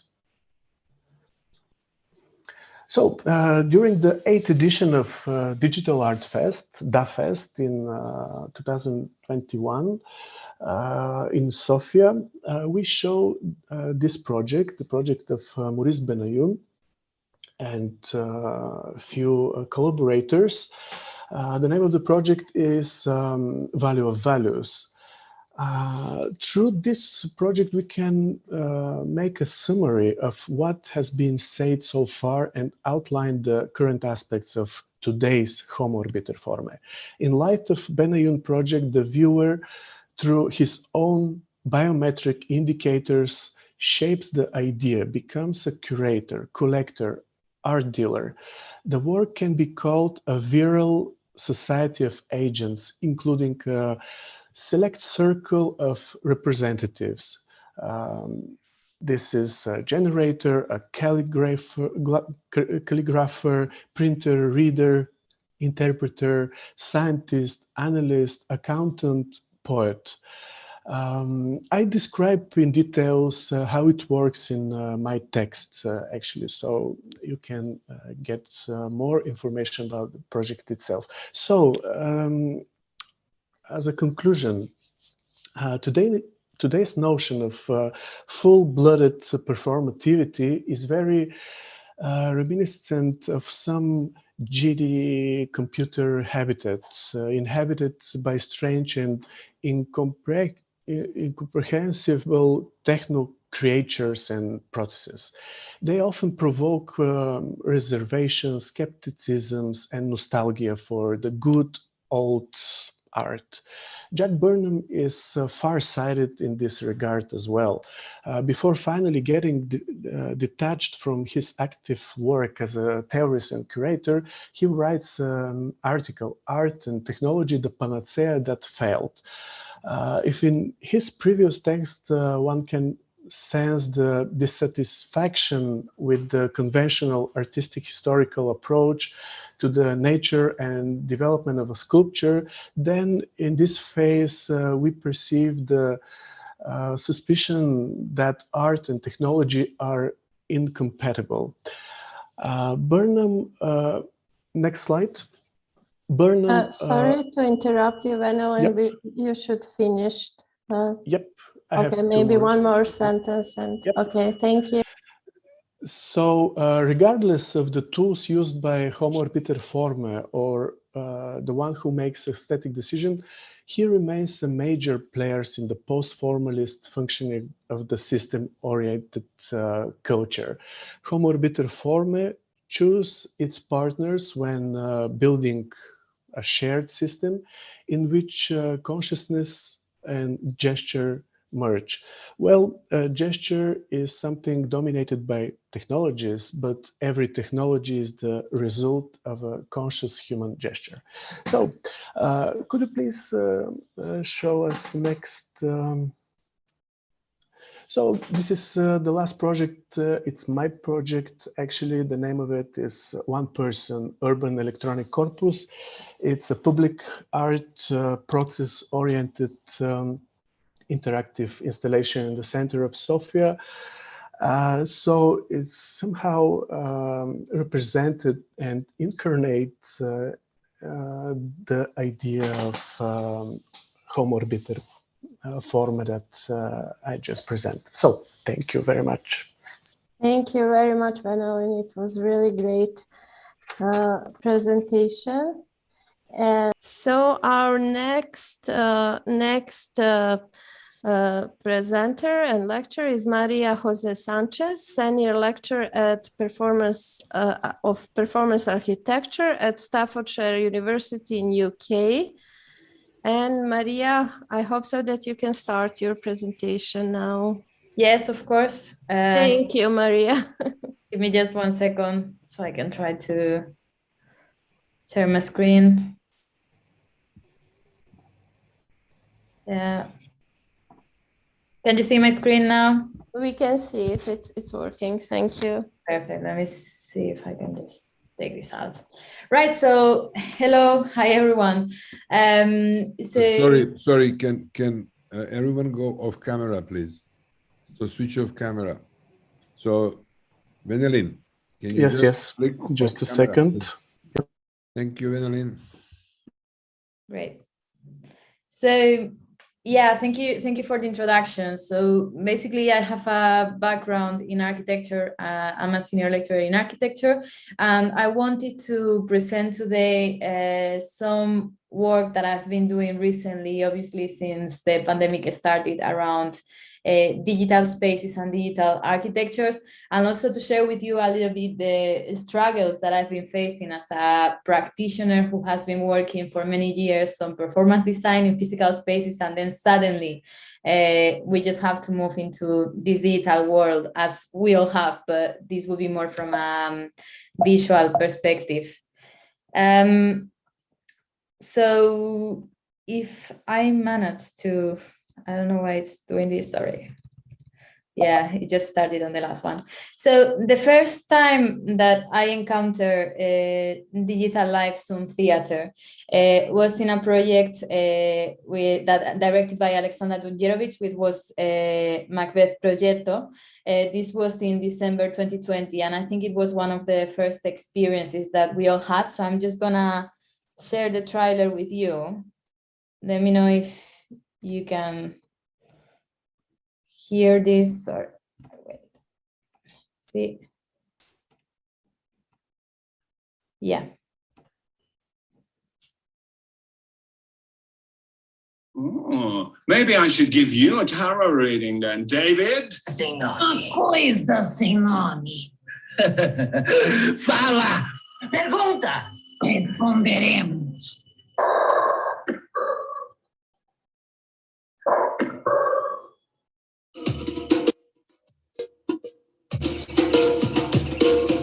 Long time. I hope you're well. Is that husband of yours looking after you?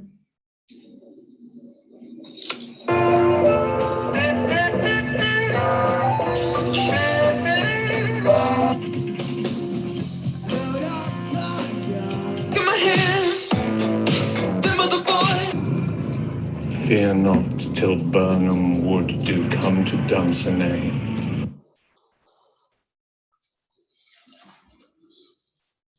Love it.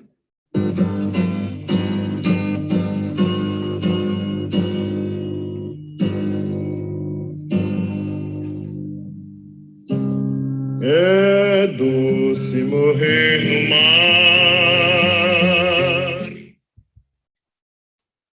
Right. So yeah, what was interesting about this first experience, first of all, we were quite a big team, interdisciplinary team, but also international team. So we were working with Osachiros in Brazil.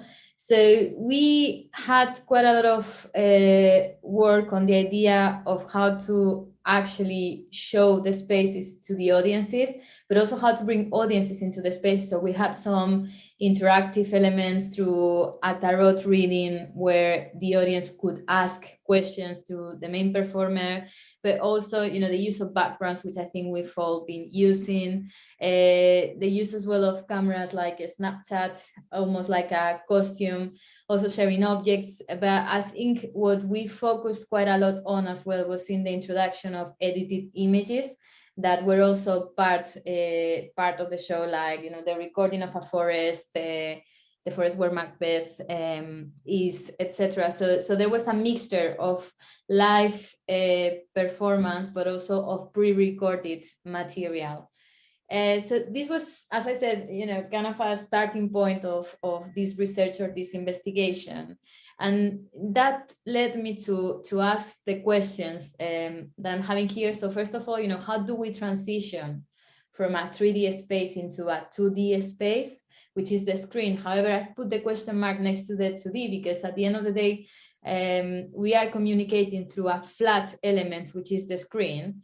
However, our audiences are still in a space. So somehow we are having a communication between a 3D space into another 3D space. It's just that the mean of communication, it's flat, rather, you know, there is like some barrier there rather than, you know, being on the same room as we have in theater.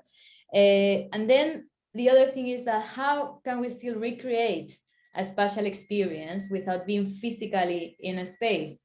Meaning, how can we actually have an impact in the spaces where audiences are? Is there anything that we can do as designers or as a theater makers to modify that space where the audience is going to perceive our performance? Can we maybe ask them through a set of tasks to do things? Can we ask them to modify the light? Can we ask them to be completely dark? So actually we can, as performers, to control the light in the rooms just through the screen, you know, using like very bright colors, etc. Can we ask them to put some smells there? So actually, you know, trying to find the strategies in which they would still get a 3D experience of the space. And the last one is, how can we make audiences experience a space digitally?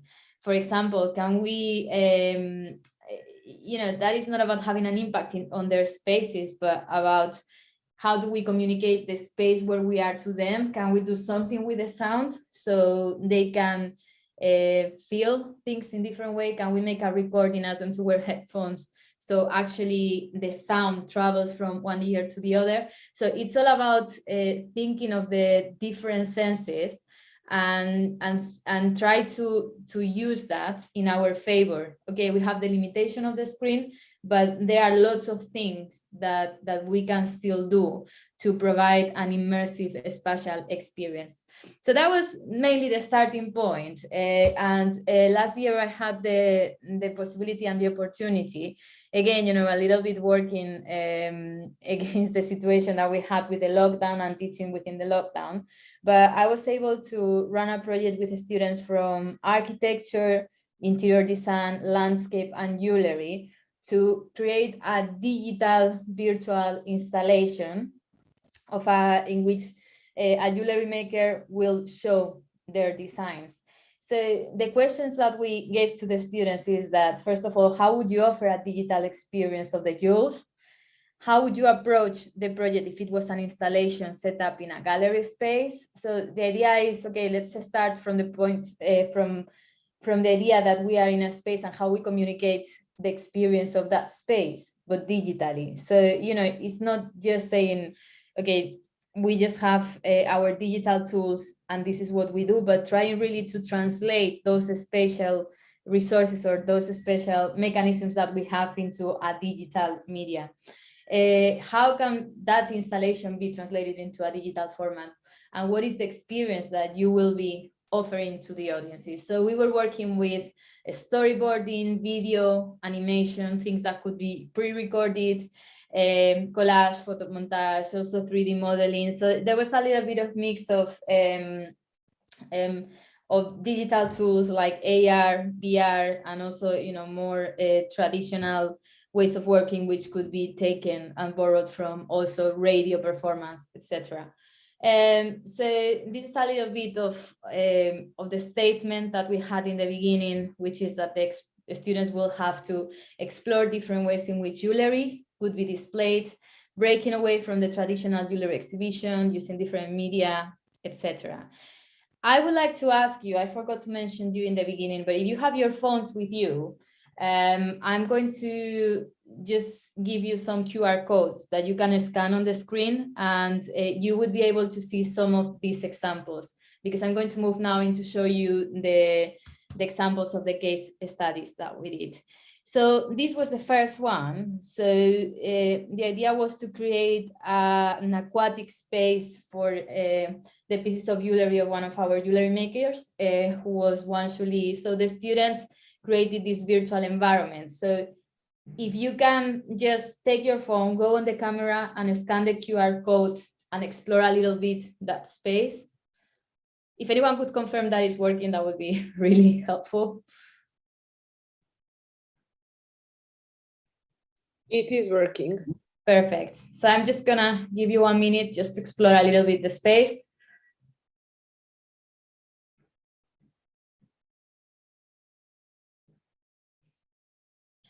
Great. So the key thing with this is that, as I said, we have a flat screen, but just by the action of working, I'm exploring the space. Fantastic, thank you.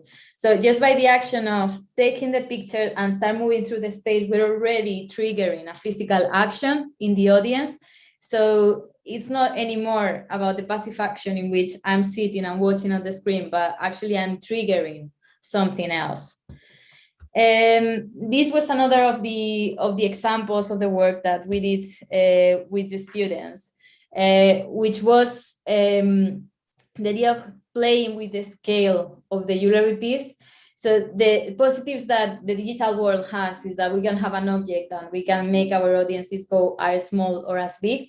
So that is something that we can do also in theater. So we could have a performance space in which we can start from the object, and then through the performance while the audiences are watching, we can start manipulating that scale and getting them into a much smaller space. So now you can also scan this one. Also, let me know if it's working for you.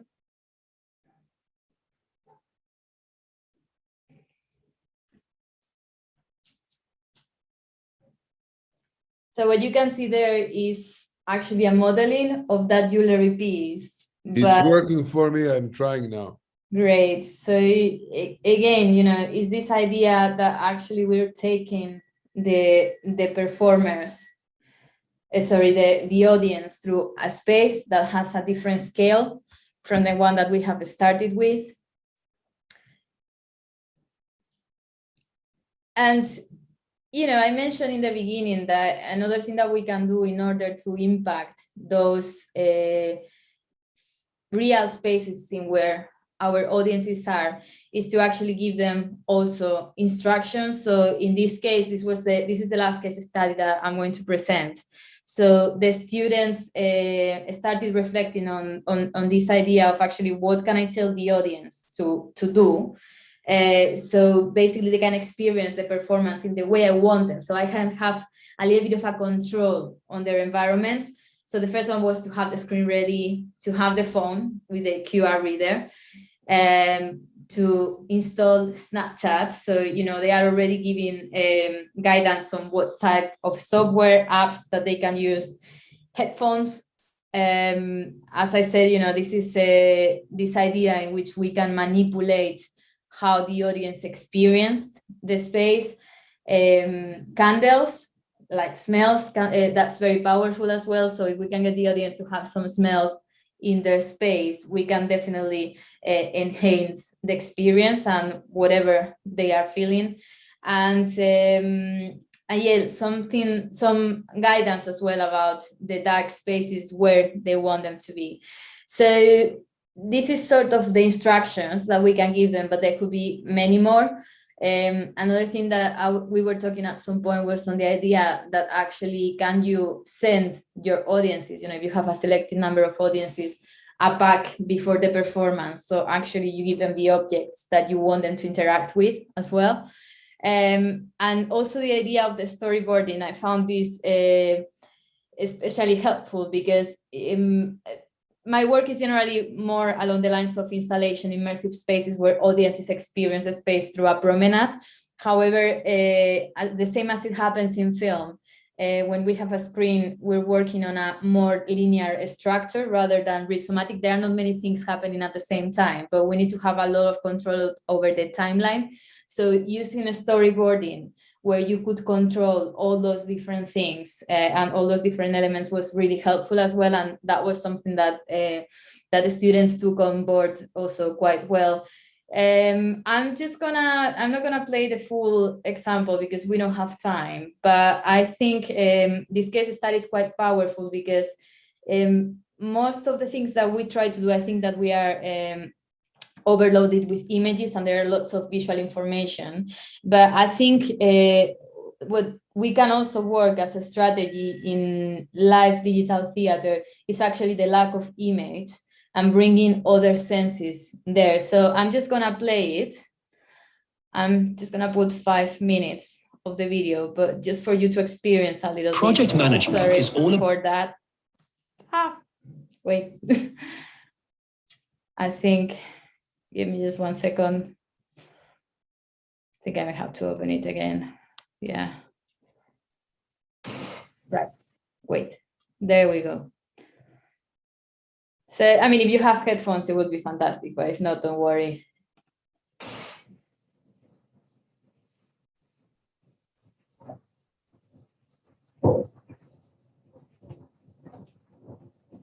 Get in. It's cold.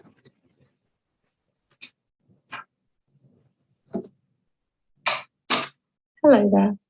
You're finally here. I know that you've come a long way, but are you sure you want to do this? The spiritual cure? You know, many have tried before and failed. I'll take your silence as a yes. At the top of the hill outside, in the cave, you will find who you're looking for, the one who knows, the shaman. I'm sorry we had to put a blindfold on you.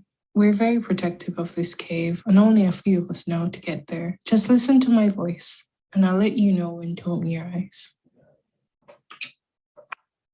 Hey, good luck.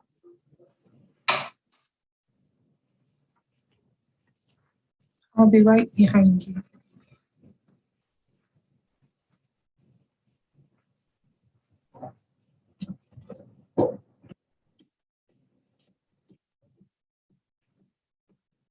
You can open your eyes now.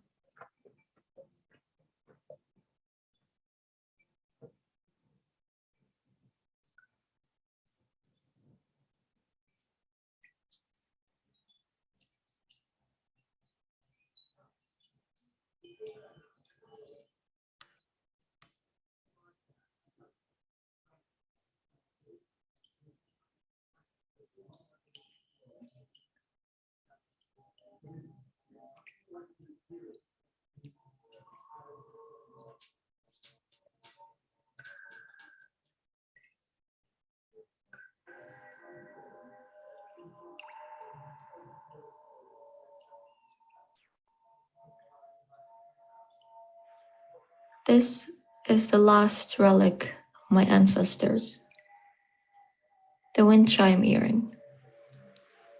The prophecy states that whoever wears the earring shall be anchored to the universe and cleansed from their past lives and reborn. Cut from a sacred tree, you'll feel the earring's smooth texture, and you'll feel the warmth wash over you. You'll hear wind chimes, and that's how you know it's working. But be warned, if you're not open and willing to receive the energy, by sunset, the earring shall turn you into stone. If this is... Okay, so yeah, basically, just to give you a little bit more of context, and also because I cannot play you the full video because we don't have time, but the idea was to present the earrings as part of the exhibition. So this group of students came up with this idea of creating a narrative around the earring, and they were using different strategies to do it. So they started, first of all, controlling the senses of the audiences. So actually, if you follow it and you're in a dark room and suddenly you're not using a blindfold, but they are stopping you from seeing everything, and then suddenly they allow you to see. So the experience can become quite immersive in that sense. And they created this virtual environment with the narrative of the shaman and the earrings that were put in the middle. And now they allow you the opportunity, using a Snapchat, to actually see yourself wearing the earrings. So in that sense, I think, there is a lot that we can do in order to make the performances and the work that we do interactive. Let me just get out of it, and I think I can stop sharing the screen. And I think I'm back with you now, right? Yeah. So hello? Yeah.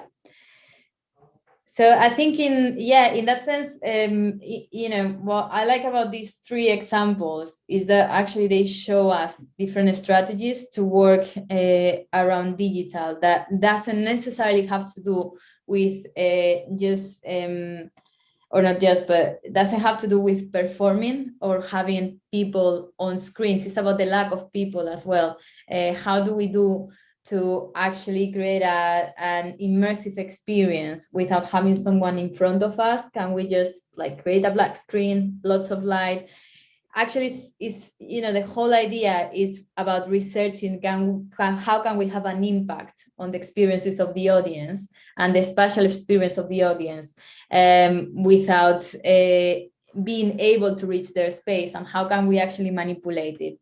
And for me, I think that was the main challenge when working with Zoom, that I generally have a control of the space and I can manipulate it and do things with it. But here it's really just, we don't know what is on the other side. So I think that is quite interesting to reflect on the different strategies that are available to us.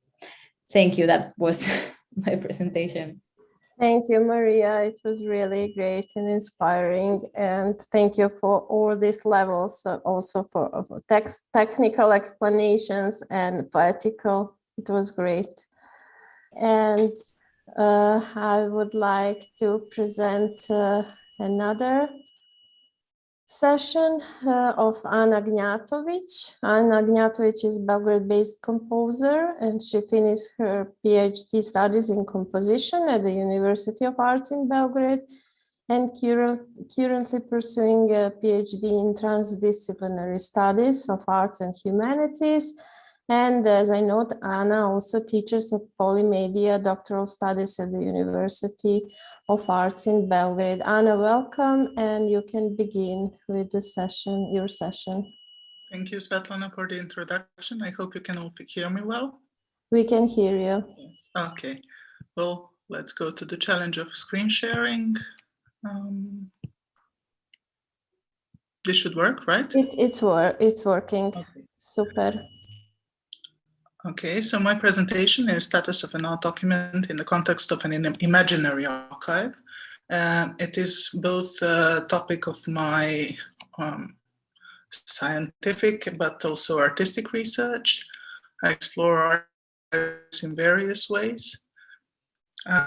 So present this research I made on the nature and position of an art document, so a work of art, in the narrative framework of an imaginary archive, contemporary art. Imaginary archive, or the archive of the fictional, is a very specific liminal performance space between repository of art documents and an art medium. These imaginary archives are very specific constructs. They are structures created often from scratch, meaning not only the structure, the function, and the narrative of the archive is performed, as is the case with every other archive, but also every, or at least most, of the art documents inside it. So instead of using existing materials, artifacts, objects, etc., many of these documents are created for the purpose of the archive and for the special position they hold inside the archive, so for the context. Such art whose curation somehow comes before or in the moment of their creation. Imaginary archives are nowadays, of course, created and promoted mainly inside the digital online environment. They are often political expression of an artist, created out of need to point out to some wider societal problems or issues, or the issues of the institution of an archive as well. So designed to serve these principles, the archive is usually publicly presented and or explained by the artist, so it is an act of art. It is a performance, a performative statement. I will now use two examples as two case studies that I worked on. One is the Atlas Group, and this is a huge art project from from the very beginning of WWW era. From the 90s and early 2000s, created and curated by a Lebanese-American photographer, multimedia artist, and researcher, Walid Rad. Atlas Group is a fictional organization founded in order to research, document, and shed light on the history of civil wars in Lebanon. The founder, Walid Rad, together with his imaginary associates, gathered fabricated and recontextualized documents, photos, videos, scientific observations, essays from the notebooks of made-up authorities, and some interviews with non-existing witnesses. So the goal of the project was to present a collective narrative different than the official mediatized one, and to do it through archiving personal memories and intimate stories of the victims and of the witnesses, even in cases, or especially in the cases when they couldn't have done it themselves. Another example is hashtag.org, a very interesting project initiated and together with her collaborators realized by an Irish composer, vocal artist, and researcher, Jennifer Walsh. Hashtag.org is a database. It is the website of diverse digitized materials belonging to Irish avant-garde art of the first half of the 20th century. So Dadaist poetry, music, improvisation, conceptual works, writings about artists and their circles, and so on. Irish Dada never existed. In the times Dada was blossoming in some other richer European countries, Ireland was a poor blue-collar workers' country, so not a very fertile ground for experimental and avant-garde art. And Jennifer Walsh, as she explains, believes that she has a right to her own Dadaist heritage, that she and her fellow artists from Ireland are entitled to have their own experimental ancestry. So she creates it. In both of these examples, there is a very specific, very special semiotic relationship between the archive, which is the narrative, the very text that is being performed, and the document, which is an art object, which serves as the proof of that text. Within the narrative frame of an archive, the artist is there telling us the meaning of the artifacts of archival material, interprets it as found documents, while in fact these materials are being created as artistic interpretation of the narrative the artist is presenting us. So I will just use one example for the sake of time. This is Validrad's work, Secrets in the Open Sea. The main hypothesis I'm coming to is that the art document, the artwork that is created in order to serve the needs of an imaginary archive, persists somehow inside it as a meta document, as a placeholder, a position, some general idea that one object inhabits within archive structure. Therefore, the selection of one specific work of art for the given position is, at least from the point of view of post-structuralist semiotics, arbitrary. If we look at this series of abstract blue photos and the explanation the artists offer us for them, we can easily actually imagine that the artist can choose to put another blue screen there, or maybe a different shade of blue, another format, another technique can be used, whatever an artist decides. And still the idea, the main idea, the main purpose of this artwork inside this framework, this narrative of the archive will be kept. While I was working on archives and I was imagining archives, I came to, and I will briefly present one of my own. Oh, this is My Garden Without Me.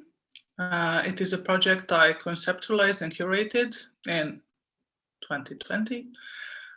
This is my own constructive archive. You can read about it here. And the whole archive, the whole idea of the sound archive and the field recordings inside it basically follows the idea of this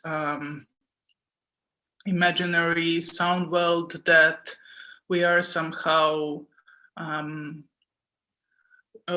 well, let's put it like this. In the spring of 2020, while we were somehow closed in our rooms, and there were like a lot of different sound recordings that were online of these environments that were treated as empty ones, or that were explained as empty environments because there was no human activity inside it. However, sound is informative in very different ways than visual materials that we encounter every day, than visual stimuli. So all of I was doing research in soundscape studies, in environmental ecology, and so on, based in the work on Richard Murray Sheffer and other artists and researchers. And we found out that this, our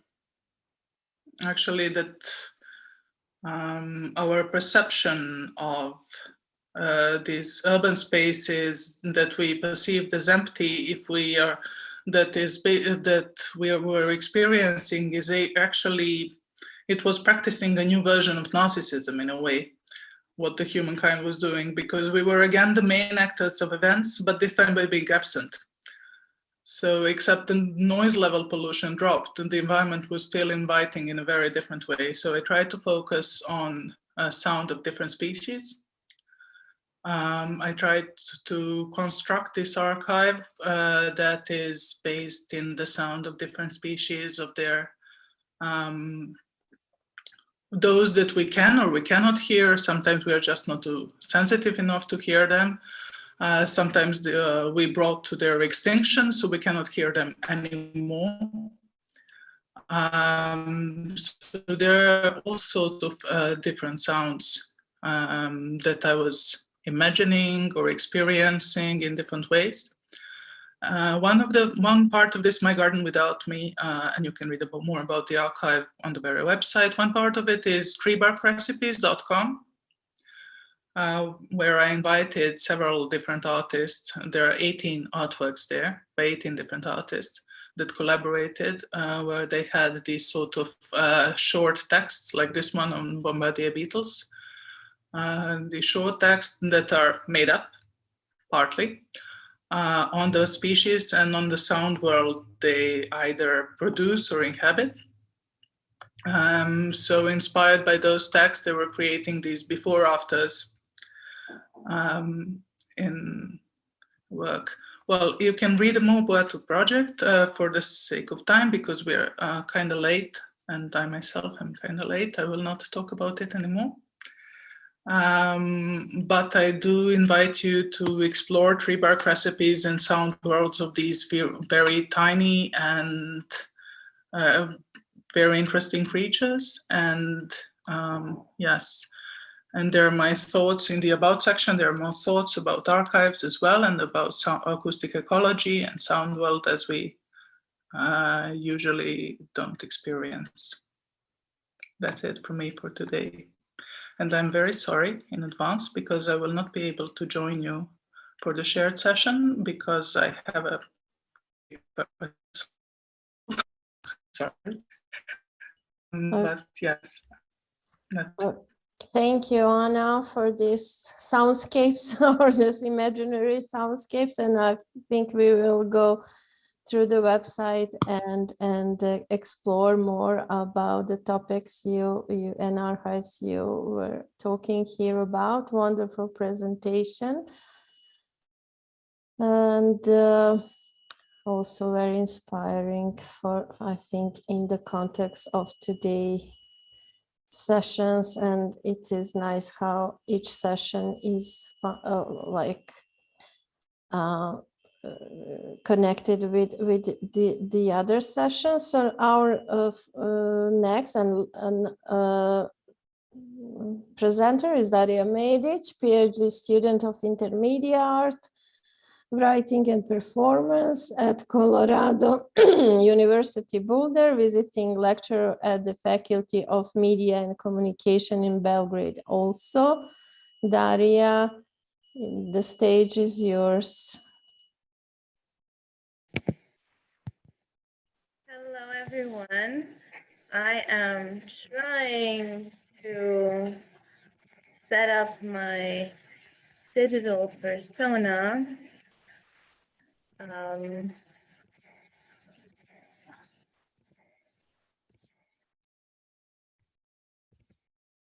Which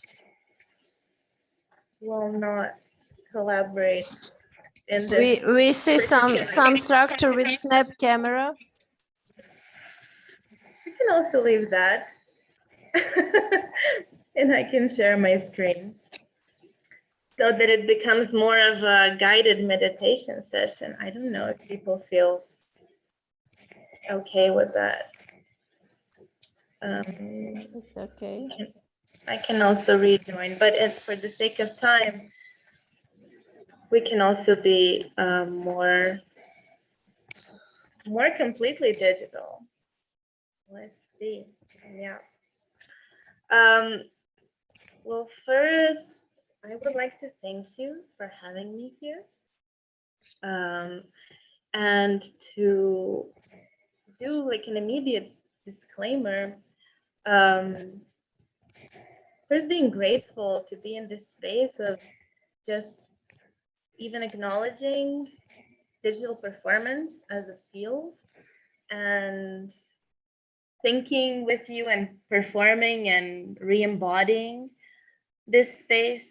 And I also want to apologize for not joining earlier with this like a time difference disclaimer, as I am in Denver, Colorado, and was teaching just until now. Do you see my browser window? We can see it. It's nice. We see it. You can start.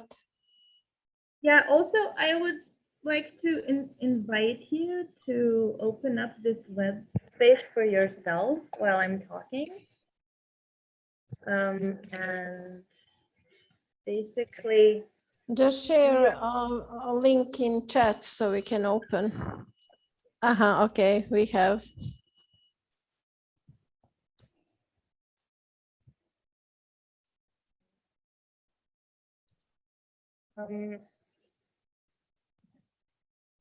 So at the same time, with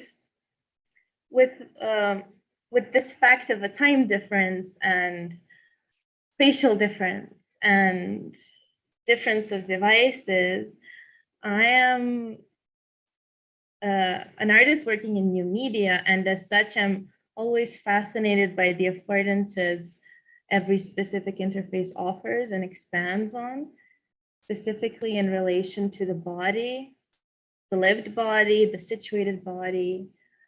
And in that sense, I am excited to be sharing this bodily space with you, even though you do not see my avatar moving. I'm also inviting you to move as I speak in the way that feels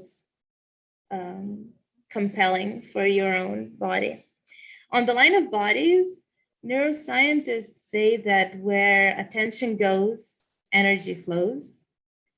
And I'm deeply interested in the intertwined nature between our nervous system and the interfaces they're constantly in interaction with. So I would love to redirect your attention here for a few minutes. And I will do a small navigation through this performative space. While you're exploring the website, you can skip the videos because I will be digesting them for you in this small exchange. And when I say redirect your attention, I say that because by default, your attention is already somewhere usually. And when you aim to intentionally pay attention to something, all of a sudden, it does require a certain redirection, a calibration of sorts. So the space of redirect art is, in a way, all about that calibration. We could call it a genre. We could call it a daily practice. It can be considered as art in the institutional sense, but it can also be understood as something of a competence. An exploration, an activity that grows out of repeating and embodying a certain potential. The sole act of redirecting as an art. So in a way, this is manifesto.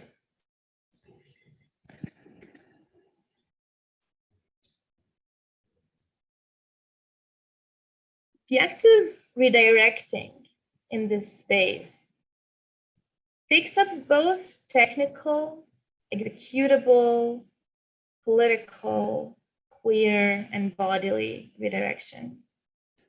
As performance artists and performance scholars, you are invested in the idea of identity being performative and coded, but seeing code itself as a performance mechanism, amplifying and inscribing background performance modalities is usually not at front stage, correct me if I'm wrong. And this is what redirect art is interested in. So software shares a certain set of tools with theater and identity construction. It's a stage of script and enactment, execution, performance.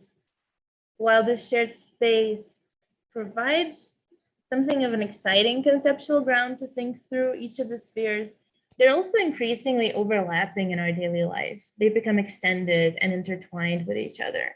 So software acts as if it were in a role in character by scripted prediction mechanisms, both coded and trained, mediating the enactment of relationships with other people in our lives. Identity construction in that sense serves to create and fulfill a role in a societal setting, a stage, as identity is performed in relation to others and ourselves in consensus with the set of rules and expectations of a community. We know these rule sets because they're otherwise called codes of conduct, and they have been constructed in every community through religious texts, legends, fairy tales, written and unwritten laws. And those are the default settings where technical, legislative, and social protocol meet. In that sense, URL redirects are a standard form of coding lingo in the online space. They're usually not discussed. A URL redirect functions as a rule. They're all over the place. They can be very useful for redirecting from, for example, expired pages to more current ones. And usually people only in SEO optimization know about them. They are, when we think about redirection as a Sarah Ahmed concept of orientation and queering and straightness and normativity, they're quite aggressive in what they do. You know, like let's imagine I'm a piece of code and I say, internally I say, because you never notice this, oh, you want to go to www.soundsnice.com? Well, yeah, I mean, of course, yeah, okay, but I have this thing here, this rule, and it says if you try to go there, I should actually take you to www.muchbetter.com instead. I don't really have an option, but it must be better for you to go here. So I just take you and I won't even bother asking. I mean, no time, you know, because everyone wants results fast. You as a visitor, the person who programmed me, and especially their boss. And then just like that, I redirected you without you even knowing most of the time, because I'm just a piece of code. And I executed the command of opening a web page. That's what I'm here for. I'm in a way a code that is perfectly performative, but your intended path has been altered. This ruthlessness also has a peculiar potential.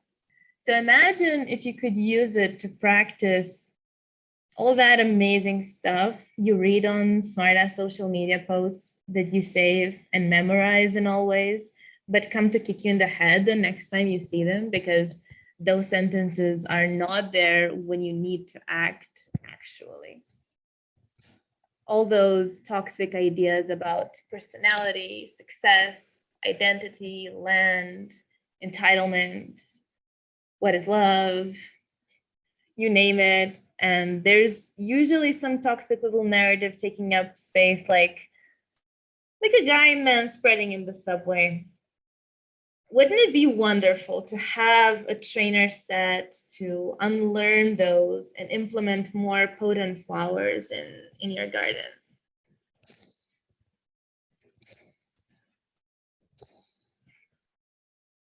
People often refer to bodies as gardens.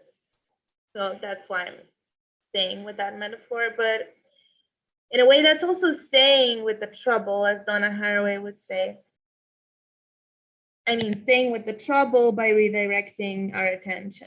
And I know it sounds like you're not really, you know, sitting in the trouble if you're escaping it, if you're redirecting, but no, you're actually reminding yourself of both the trouble and of the potential to grow. So redirect art teaches us to, in a way, memorize our personal maps of redirection by enacting them, serving as a reminder to train our neural networks. This website, this space, will do it in a very technical sense, but by redirecting, by showing you content that you think you want to see and then redirecting you to something else. So for example, Daria, please, you have 3 more minutes, so start to slowly conclude. Yes, I would like to leave you with an invitation to create your own personal maps of redirection and maybe write them out in the chat if you feel like. Some examples would be from accepting a terms of service to issuing a terms of service, from your screen time to your inner time, from great shower thoughts to even better novels, from terrible novels to benign shower thoughts, and any others that you would think and that would fall for your body and your particular space. As a form of executable performative art, Redirect Art also has a gallery of redirectors and contributors that are inspired by data feminism and the idea that data is never neutral and that we live from partial feminist perspectives, and that we can always personalize them, share them, and acknowledge labor when it's being done. And if you would like to share your contribution, this space is acceptive and growing of different forms of redirecting. Thank you. Thank you, Daria, very much. So we come to the end of this official afternoon session, and we are, it was planned to have maybe a little break,